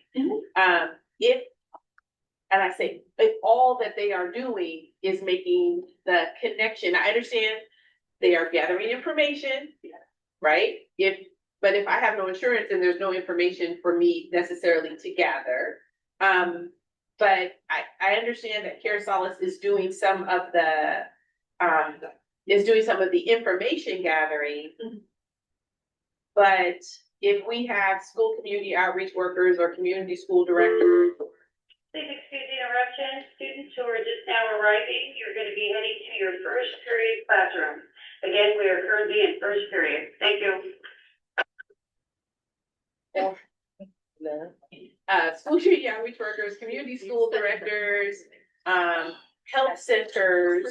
If we have folks doing that work, could they not, if we have a list of preferred providers, could they not make those same connections? And so then that, I think you said 500 plus, then that number of 500 plus doesn't seem as overwhelming when in fact it's spread across 54 or 56 sites. I'm just wondering. Yeah. Just wondering. thank you for that question. Our sites have asked for this. Our CSCs, our scouts, they said we don't have the capacity to follow up on every referral once we make it. So for instance, we had one CSC who really was promoting this because how it works is you've been at a site, you're at a site, a student comes in, a student may need a service. You do the initial outreach to the family, you give them the number. The family may never make the call, right? The family may never do the follow-up. The family may never actually get to the appointment, right? Our CSDs and our school staff, they don't make the call. They don't collect the insurance information. They don't call the provider to make sure that, there's an opening, that they accept the insurance. They don't make the appointment for them. And so this is what they do though, is they follow up in Care Solace to see like, oh, okay, Jenny was able to get a service. And when Jenny's in the health center now, you can say like, Jenny, you remember we have these services here, but you also, I see, have been referred, outside to another service, and how is that working out? So I don't think the question was oversimplified, but I think in our reality that it has not been happening where we have had the capacity to follow up on every single referral to make sure that the families access the services. Have we followed up on the referral, like have we followed up with some referrals? I would say yes, but I don't think just the capacity of our staff, I don't think that we've been able to do this. I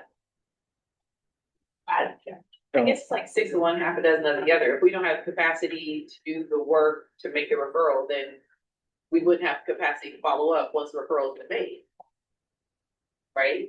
Like, no, referrals are made all day long. Right, but I'm just saying, if you said, but with this particular program, a school community outreach worker or health center director or psychologist, school site could look to see, oh, where are we in the process? Oh, we see a referral's been made, but still nothing, it hasn't moved beyond the referral. Or maybe there's been a connection made and an appointment made, but maybe the person with whom the appointment was made, they still haven't followed up. So I guess I'm like, it's 6 of one, half a dozen of the other. But on either side, we don't have the capacity. We don't have the capacity to make the referral or put everything together, nor do we have the capacity to follow up once Care Solace has done its thing.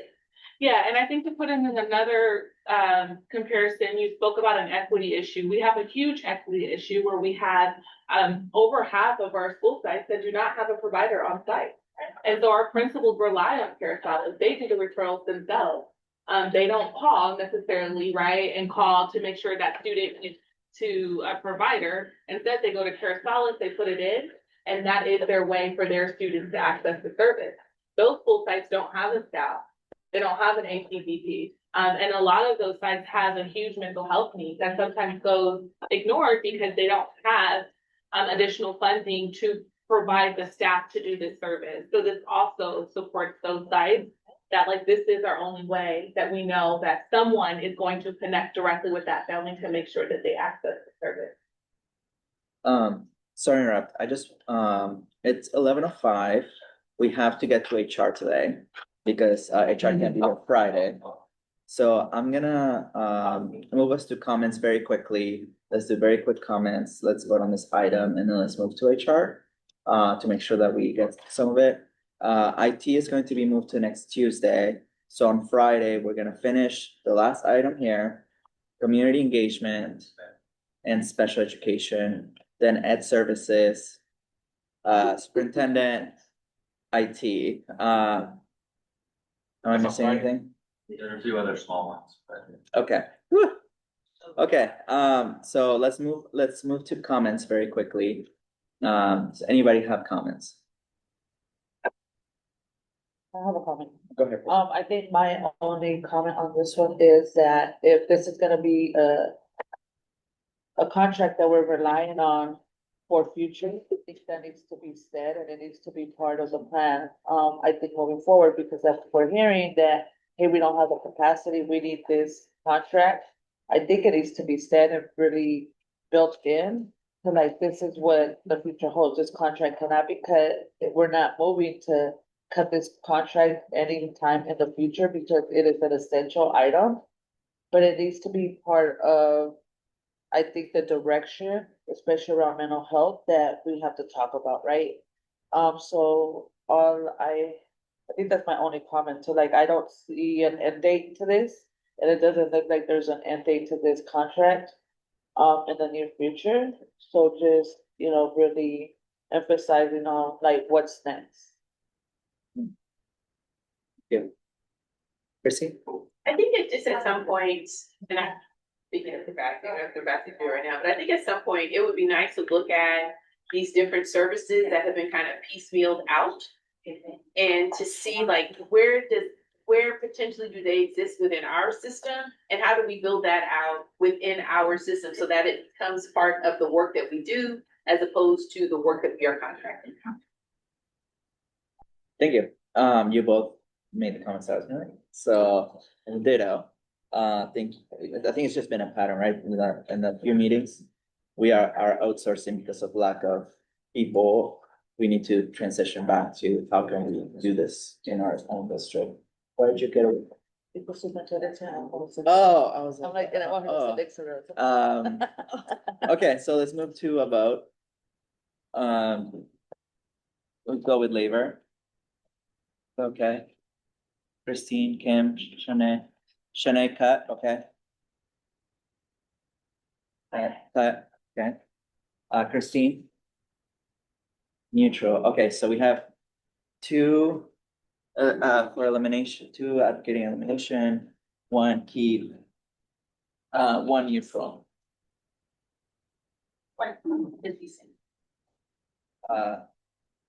Suddenly they started moving and I'm like, what the heck's going on? When I joined. So let's go to us, actually superintendent, do you have a recommendation before you move, walk away? I should have asked her, so. I recommend that we continue, so let's listen to the conversation. I recommend that we do continue with this work and the importance of mental health and mental health support for our students. This is key, and in absence of that, I can see kids falling through the cracks, and I don't want that. I would recommend continuing with this contract and continuing to look at what are other ways that we can continue to support. I also want to be mindful that this committee is being supportive of our school sites, and if this is a resource and support they asked for, that we need to be very mindful about having something that our sites are dependent. That's for us. Thank you.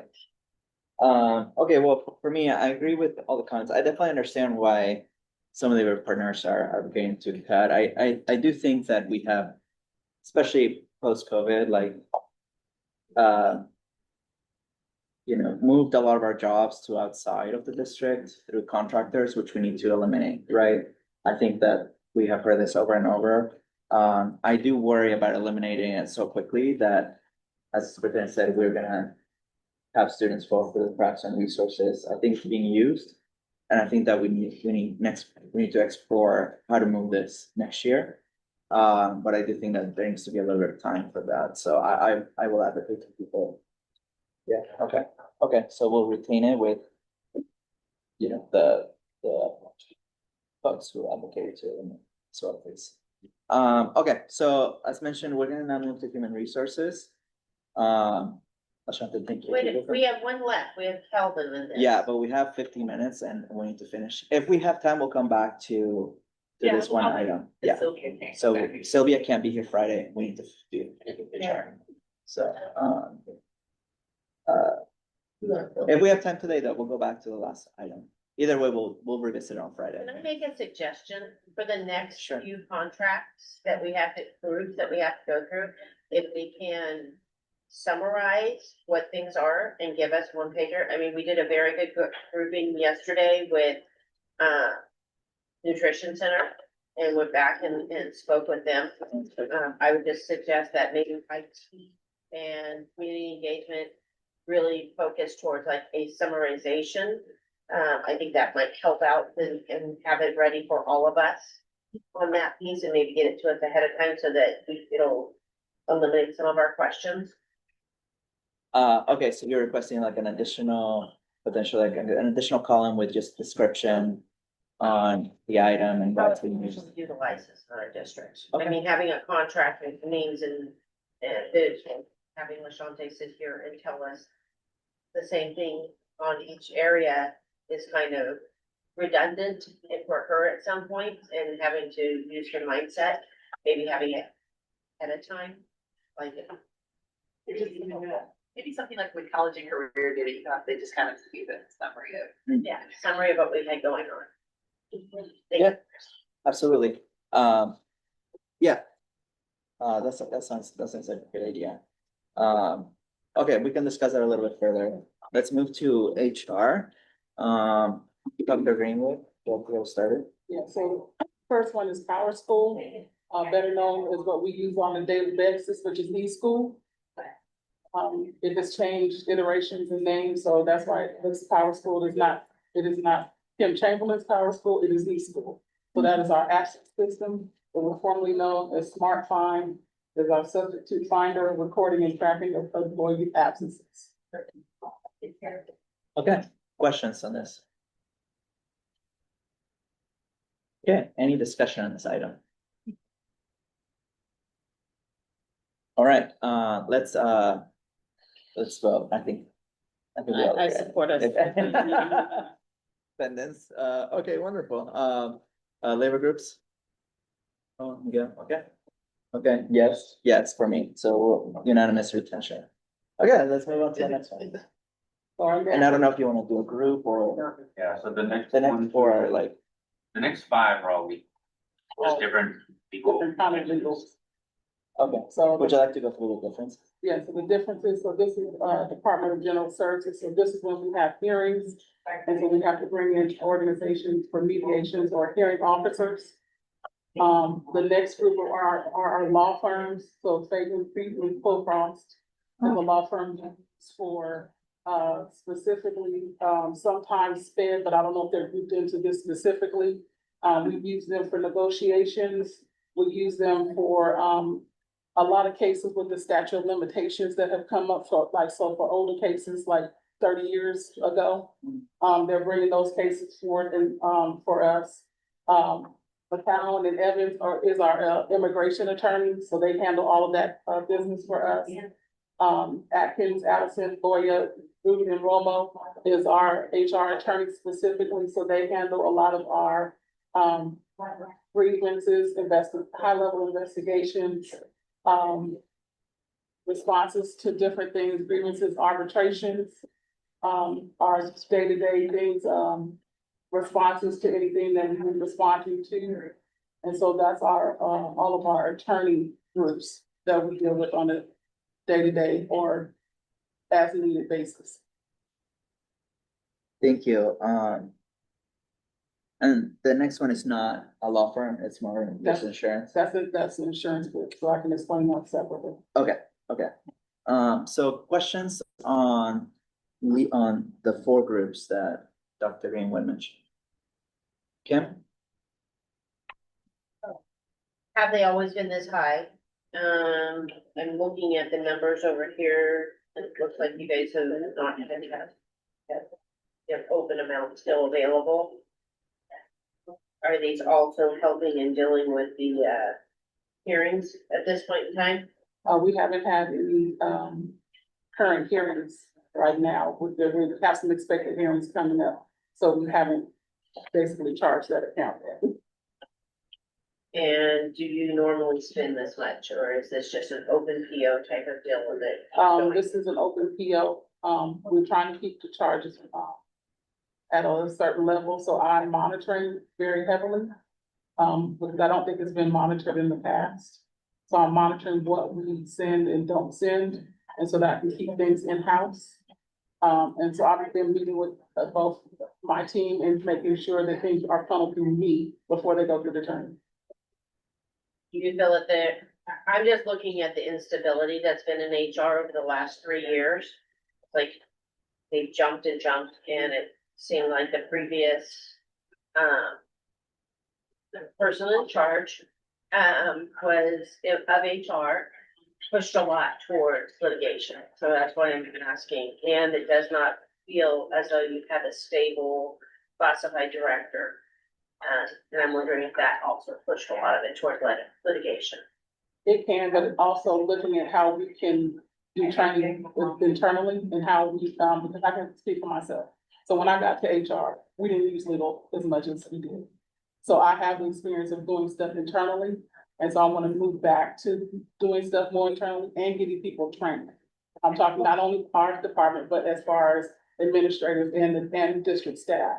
And so that we can learn to do and learn how to do grievances by step, following the contracts, and learning how to do stuff more internally. And so if we do that, then I think these levels of expense will go down. Shanae? Okay, I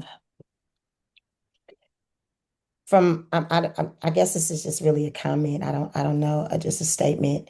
As long as I've been representing WCCUSD, the uptick in attorneys handling, and I think we touched on this when we first started the committee again.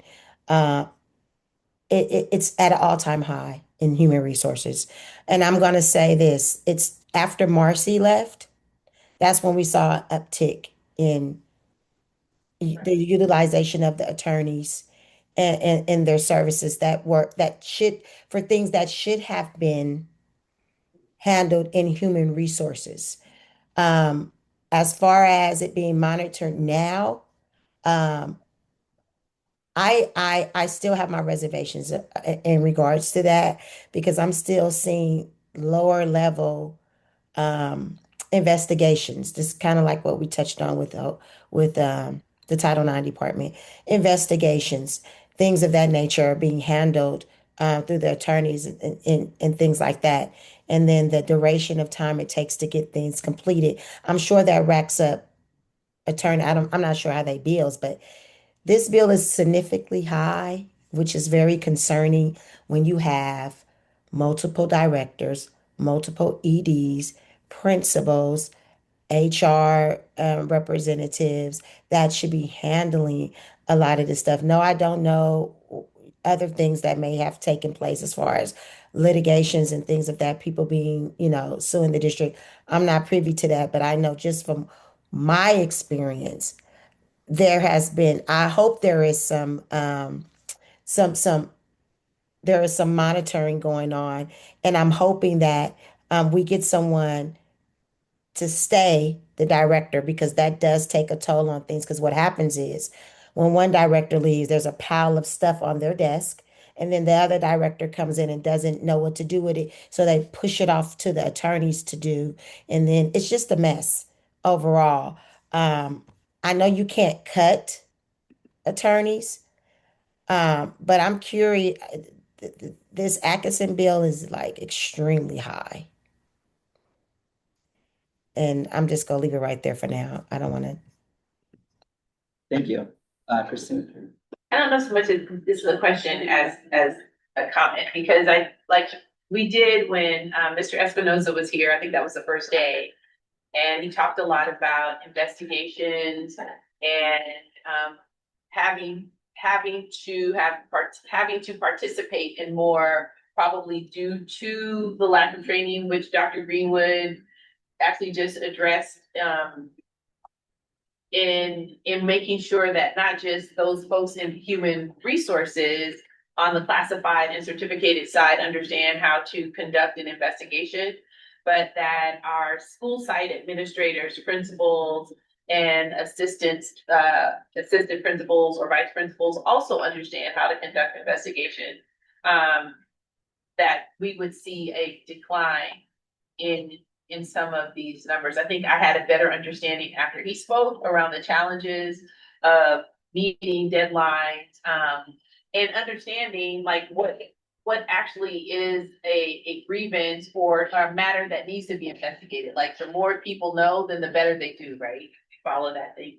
The other thing is, if I was following along, Dr. Greenwood, the largest contract Atkinson Nelson is around immigration. No, immigration is McCowan. Okay.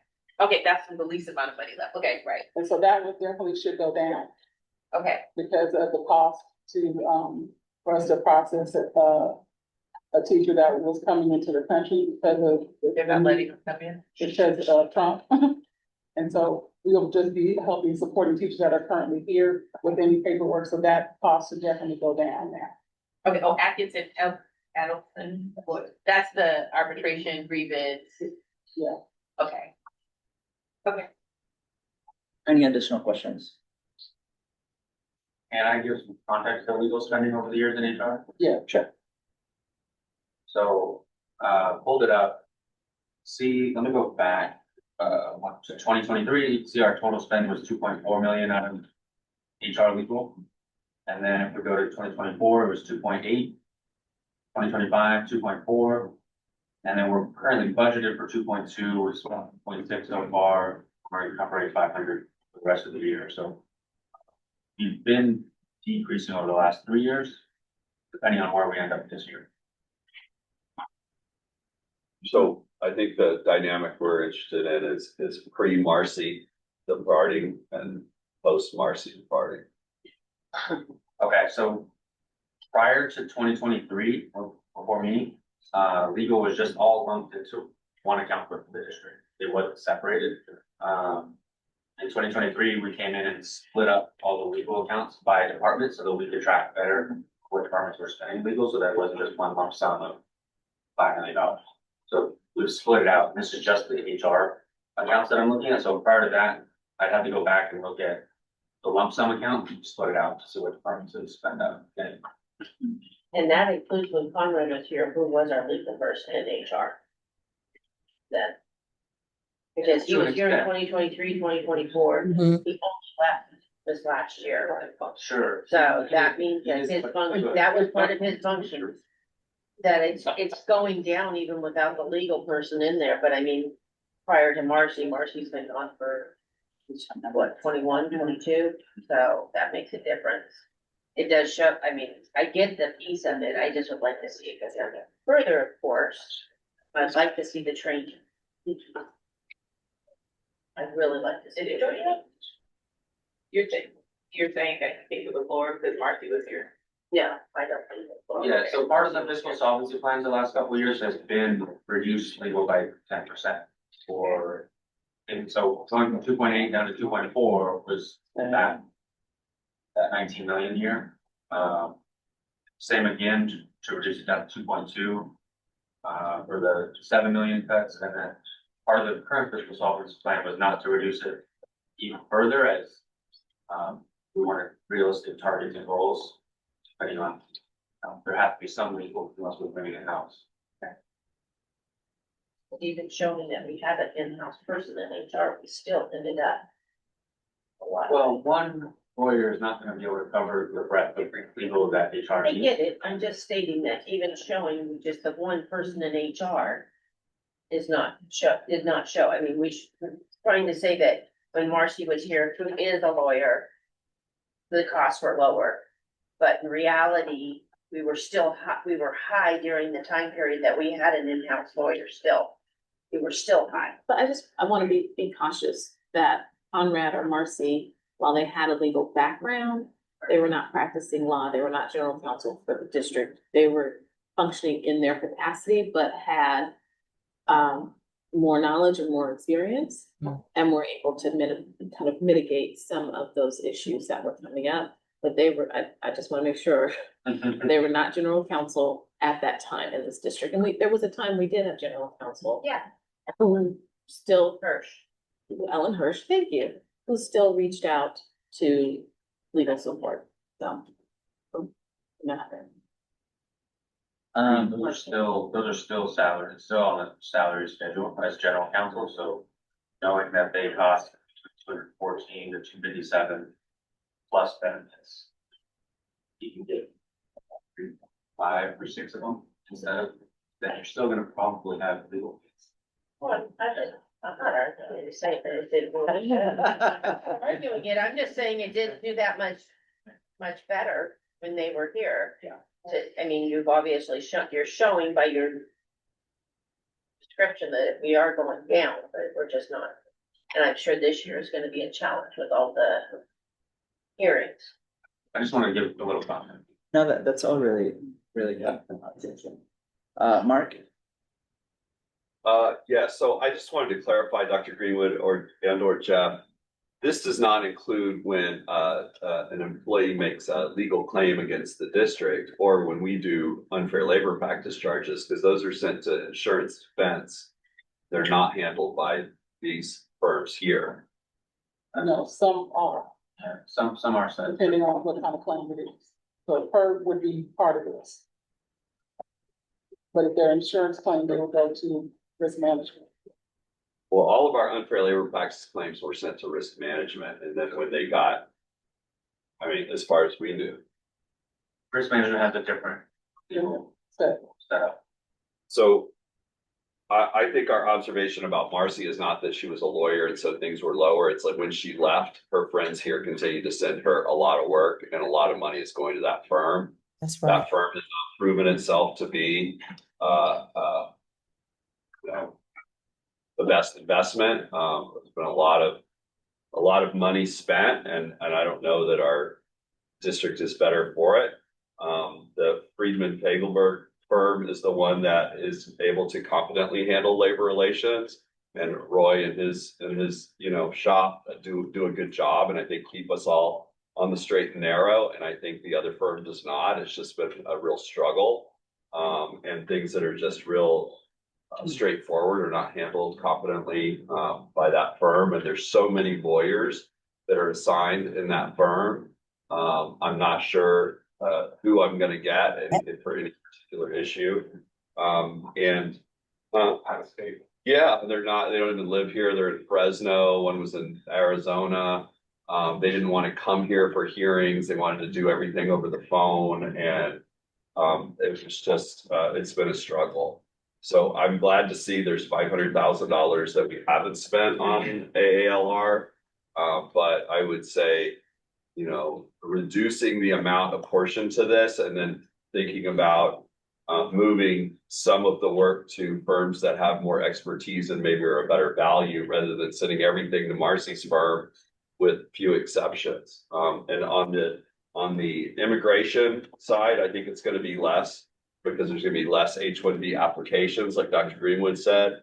And so I think we could, anticipate that, knowing the lay of the land, at least until into the Trump administration, that those costs are not going to be in the same realm that they have been. Mm-hmm. Sorry, everyone. I saw Shetney had a hand. I did. I'm in agreement with Mark, maybe just kind of like less, decreasing the amount with this firm because again, the experience has not been good. The time frame, it's been months and months. People are on admin. I don't know if it's coming from the HR or when they give it, we always have to find out. Like Mark said, we don't know who we're getting to do the investigation. They're not including the union sometimes. We have to track down who's handling what. It's just a shit show. And not to mention, they don't have a connection with this community. So the investigation process is ineffective as well. So, I know you have to have legal representation, but I'm hoping that like decrease this cost and get a handle on what's delegated to this particular firm. Thank you. Shanae, I just want to remind us, we are in a public meeting, so we just have to be Thank careful you. with our Sorry. language. Yes, thank you. My apologies. No, it's okay. I know how strongly you all feel about this. But yeah, thank you. Let's just be mindful. I appreciate that. Okay, we're like in discussion already, so any additional thoughts about this before we move to superintendent and our thoughts? Christine? I mean, I think if the discussion is around the amount of money allocated for legal services, I think that's one thing. And I think, for the most part, we actually had a pretty robust discussion the first day around the necessity of. So that's one thing. Like, we can't argue the need for legal services. And I think I have come to better understand that there are law firms that specialize in certain areas. And so you're going to get people who have, who have trained and have been in practice around these particular issues for a while. So I think that's one thing. I get that. I don't know as far as WCCAA is concerned, that we would be in a position to say which firm is the best firm. Does that make sense?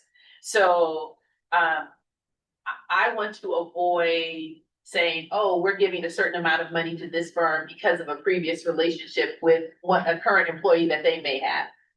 We're not going to vote on that piece. I think WCCAA will be in support. Yes, we understand that we need to have money set aside for legal services. Yes, we will vote to continue that. I'm just stating publicly, we are not going to be the ones deciding. We are going to trust that decision to those who are better versed in who is best at what. And at this moment, that would be Dr. Greenwood as the acting associate superintendent of HR. So in my previous comment, at least dealing with these two law firms, Atkinson, Adelson, and Loy and Rudd, they've become the ones that take up more resources in both with time and capital in terms of like how much attention they get. What I'm trying to say here is like there's still $500,000 left that hasn't been liquidated, and there's another organization or another firm that also has $186,000 that are not liquidated, who have been at least shown to make progress where Atkinson does not.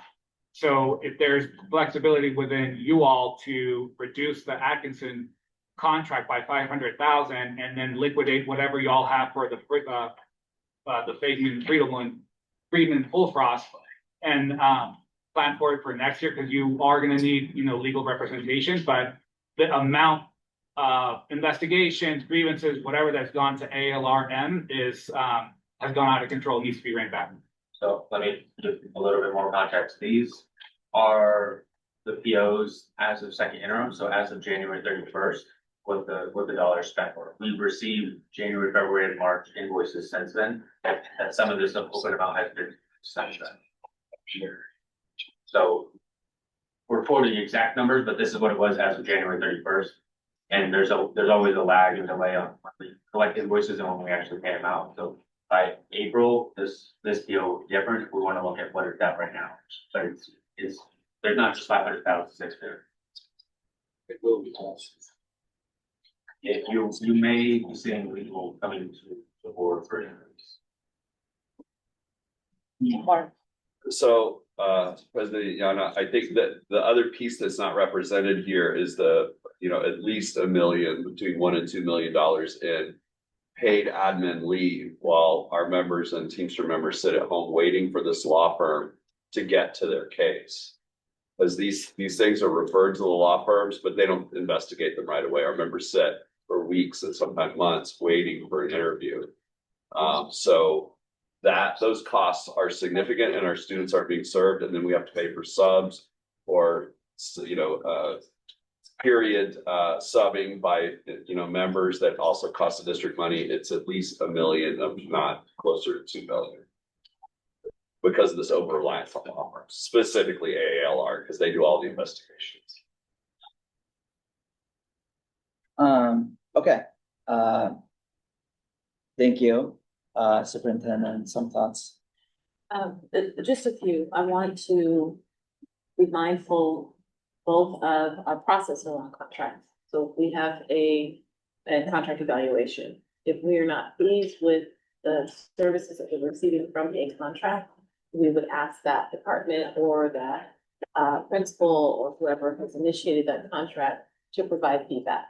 And so hearing the feedback from this group, and I'm glad that Dr. Greenwood is present to hear it, that then becomes part of that. We're not evaluating contracts in this space.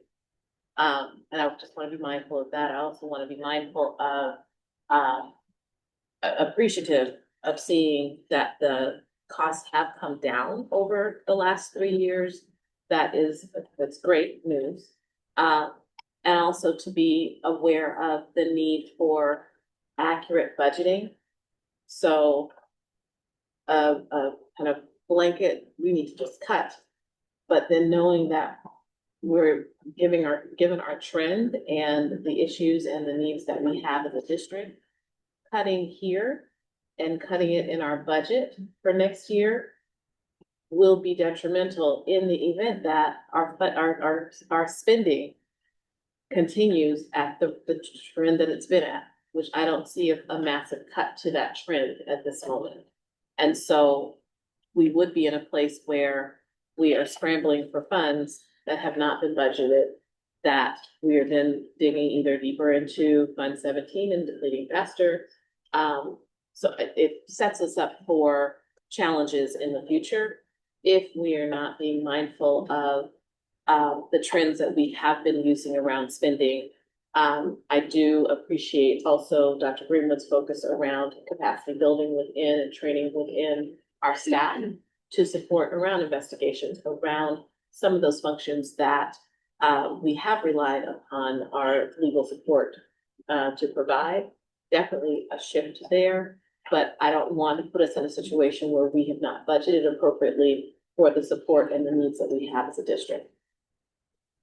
Thank you for that. Before we move to the vote, I would like for us to provide our thoughts. That's okay. I think that even though we have seen a decrease on our reliance on legal for various reasons, I do think that we have also seen a spike or outsourcing work to legal firms. We talked about this when Mr. Espinosa was here. And because of that, every year we have made a goal to decrease legal fees. And I want us to do that again, especially here. I think that Dr. Green was around the money. I appreciate the focus on training because then that means less outsourcing. I think the investigations have to be handled a little more internally. I think we have outsourced too many of those. I think that we have to work on our conflict and collaboration management. But what I mean by that is between labor and the district to have more conversations on how to fix items before they have to go to legal, right? Putting the strike aside, that I think also increased our reliance on legal in December, right? I think that when I was president of UTR, we did not see any arbitrations for 5 years. Now we've seen arbitrations from almost every unit, more than one, for the last few years.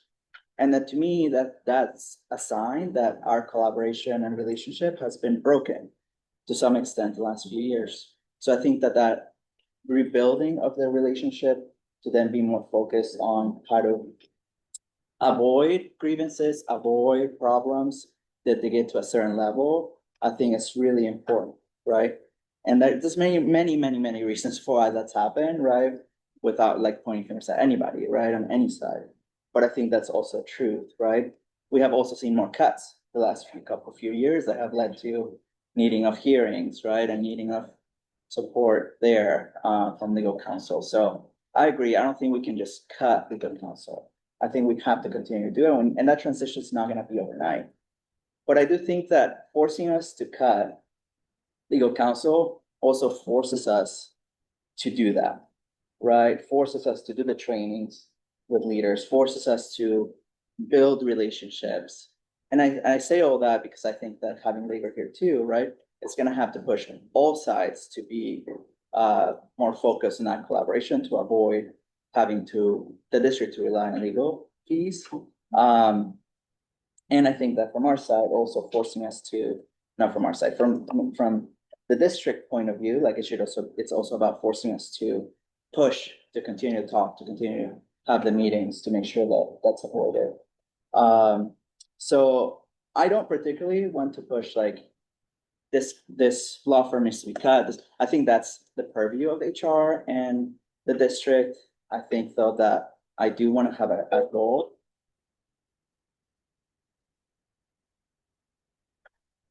to cut an amount today. Originally I was looking at $1 million. I don't think that's doable. I think that I do want us to cut it by, between $500,000 to $700,000 for next year. I think that, like I mentioned, that's going to force us to do that. I think that if next year we get to a point where, staff needs to come to the board and ask, like, we need to expand, then it forces also a conversation of like the why behind having to expand our legal services, and analyze that further. So, but I think that having the goal of like, we can't be as reliant on legal counsel, forces us to use different tools, even if it puts us in a precarious situation. I think to me, that's worth it. So that would be my recommendation. I mean, I think that it could be a conversation of how much today, but I think to me, it would be doable if everybody is focused on that goal. President? I think this is a hard one. I think we've heard a lot of the need on why legal is essential, but I also believe again, the end date to some of these things, right? To our reliance on outsourcing things that we could potentially handle in-house. And I think it does give us, some accountability to what we're doing to strengthen these departments to be able to handle the work. So I think we need to cut back, just like we're cutting back on anything, and that's we have to. And I think, pushing the district to also like come together, I think, and figure out what our next steps are, because we know we don't have this big budget that we could dip into when we have any question at all. So it makes it like hopefully it'll push us in the direction of like handling some of these stuff more. I was just how about with that. Yeah. So, I mean, I think that the amount, I think is the question, right? Because what is our goal to reduce? Obviously, I think that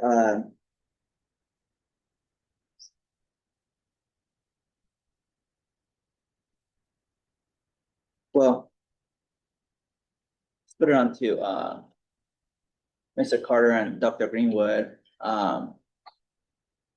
If hearing, obviously, I think, well, hearing us between 500 and hearing my proposal between $500,000 to $700,000. I'm trying to word it so that you're not just like 500. What would be, and knowing what's the open amounts left, like what would be, Right, so I'm gonna pull up what AALR is right now, so you can see there's only 138 left right now. And we're still going to get April, May, and June invoices. So we're likely gonna have to bring AALR to the 14% this year. But it could still be a goal next year to be less. But you'll likely to see legal increase from what we're at right now.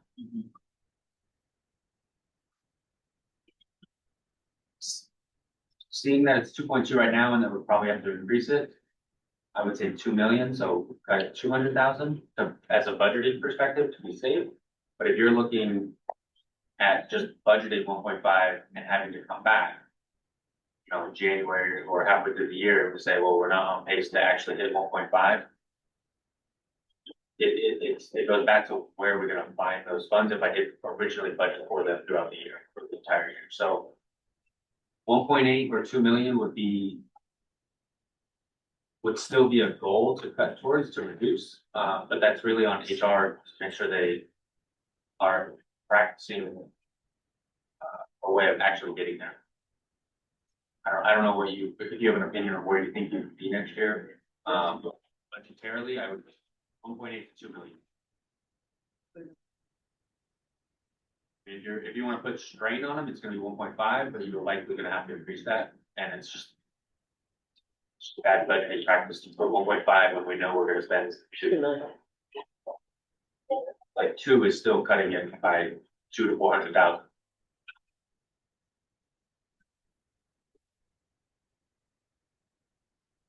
And you can even see we tried that, right? So we originally budgeted 2.3 and we spent 2.8.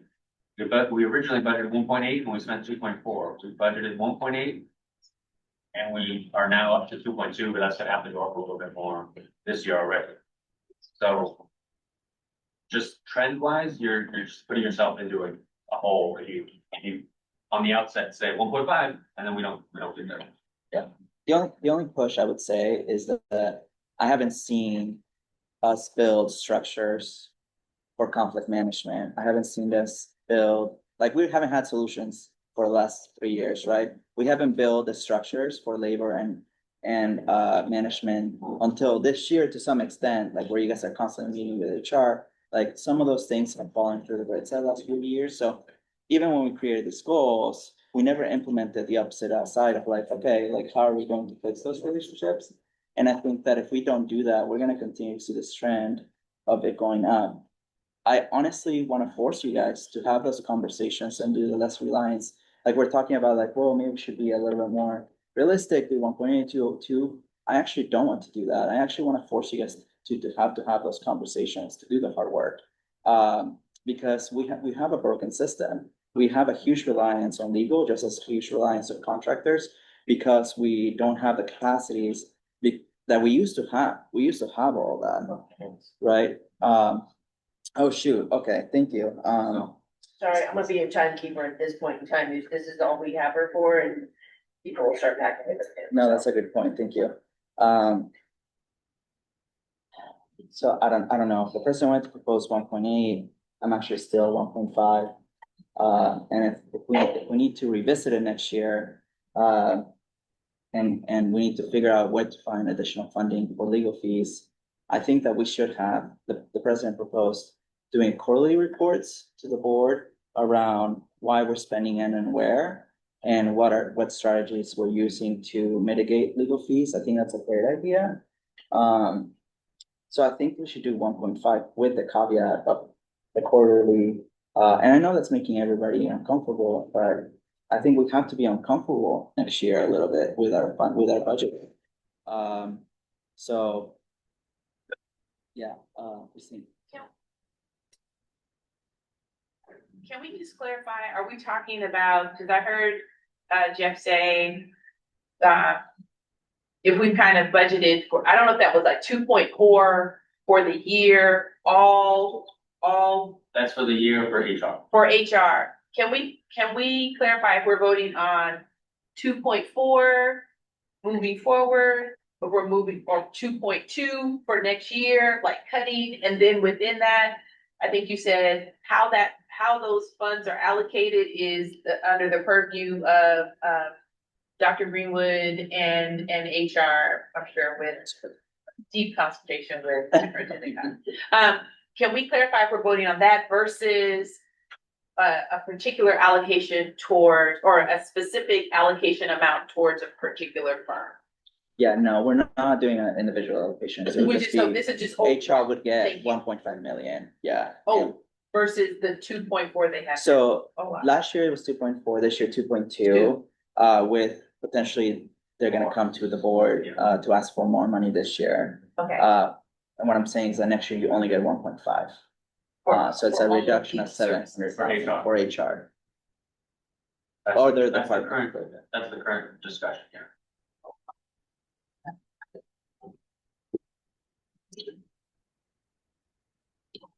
More than 5 or 7.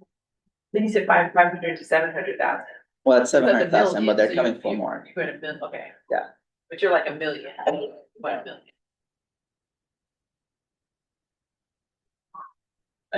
So you want to speak, so I don't know if that's realistic, or what do you think you get down to? I think it's a goal we might have to work towards. Okay.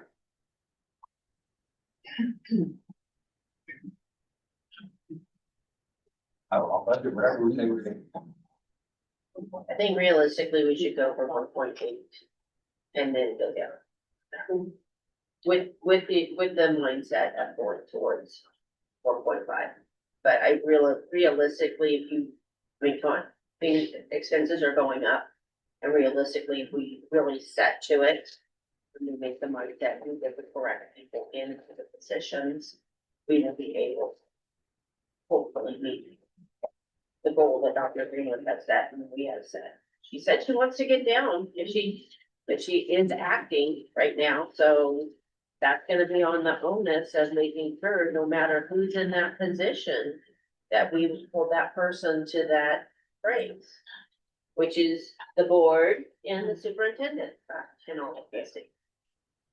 Okay, all right. We'll do 1.8. We'll do, we should have all been lawyers. Actually, that was in my thing to do, honestly. The quarter. When I did my career plan, that was what they said, so. You want 1.5 and you hire a No, general counsel? 1.8 with the quarterly report so that we have. Space. I think that if you as management, if the superintendent and you guys wanna bring us the option of moving to general counsel, I think that's fine, but I think that my only worry is the conversations that we've had, that I think that we're gonna have general counsel and we're still gonna be outsourcing tons of legal fees, right? So my worry, that's my concern, because the legal counsel will be involved in some other things. I've mentioned, like, let's just hire 5 lawyers just for HR, right? Like, I've actually had that conversation. It would save us probably money, but I don't think we're at that place right now, right? Let's continue. Okay, so the proposal is 1.8.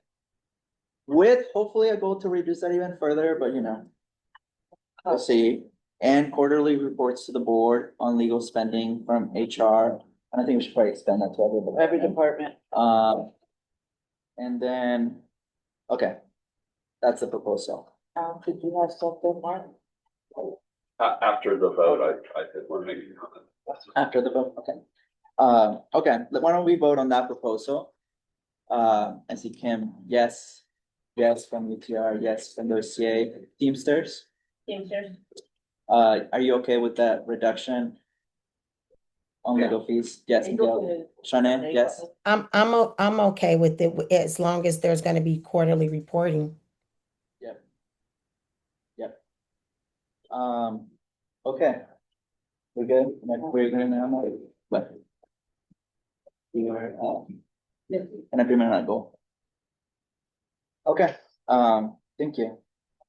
Mark, sorry. So, yeah, President Yana, I would just ask that when we have that point where the board is gonna have a check-in from HR and Jeff about the legal fees and if they need to be, increased or whatever, that at least UTR be able to also participate and provide information, because we also are observing the use of lawyers and what that's doing and not doing and what's happening. And I think the fact that we don't get to participate in any of the board discussions, we get 1 minute public comment.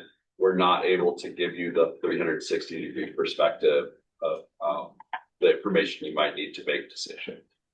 Yeah, Teamster second that as well. Thank you for that. We'll talk about it. I did just want to just briefly say, I do think though that if this is our goal between both, and this affects labor, and I know we're short on time, but I think it's important for me to say this. I think that we have to force each other to create space for to be solution oriented, right?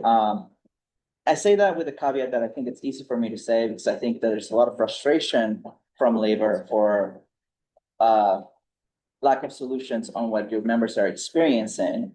And I think that, HR and the district are also been this year very overwhelmed for various reasons, right? So I want to also acknowledge that on that side. And I think that we have to bring back solutions, even if it's just to talk about grievances and issues that we're seeing. We have to bring back more spaces like that, even if, let's be honest, it's a pain in the butt. I've been hesitant about being it because, we know it's going to be hard at first, right? But I think that we have to force ourselves to be in those spaces and find those solutions. And I also think that if we are going to reduce legal spending, and until we have everybody trained and everybody doing investigations, people on paid leave might be there longer because we're not outsourcing the investigation, which might lead to a faster investigation. So I just want to put that out there too, right? So I think that it'll be important to also remember that next year and force each other to be transparent in that one. Okay, thank you. Do you want to say something? One quick comment. Yeah. What we're doing right now is solutions. Yeah, yeah. This is solutions. And so coming together as a group, discussing, talking through, this is solutions. And so I, like you, I wanted us to get started earlier this year, but hopefully moving into the start of next year, we're ready to come back to the table for these types of conversations. And there is a clear forum for those conversations to be had.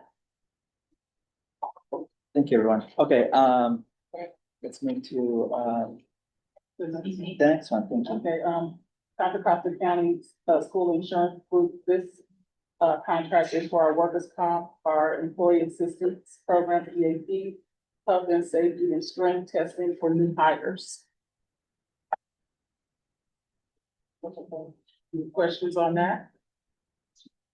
What's strength testing for? So certain positions in maintenance and operations or other areas, you have to do a strength test before you can be hired. So they provide that for us. Literally. Okay. Pick up Okay. a box for 15 pounds, yes. Which contract is that? I'm sorry. Contra Costa School Insurance Group. Thank you.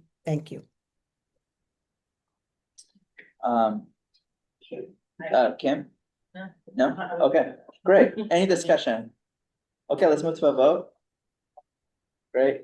Teamsters?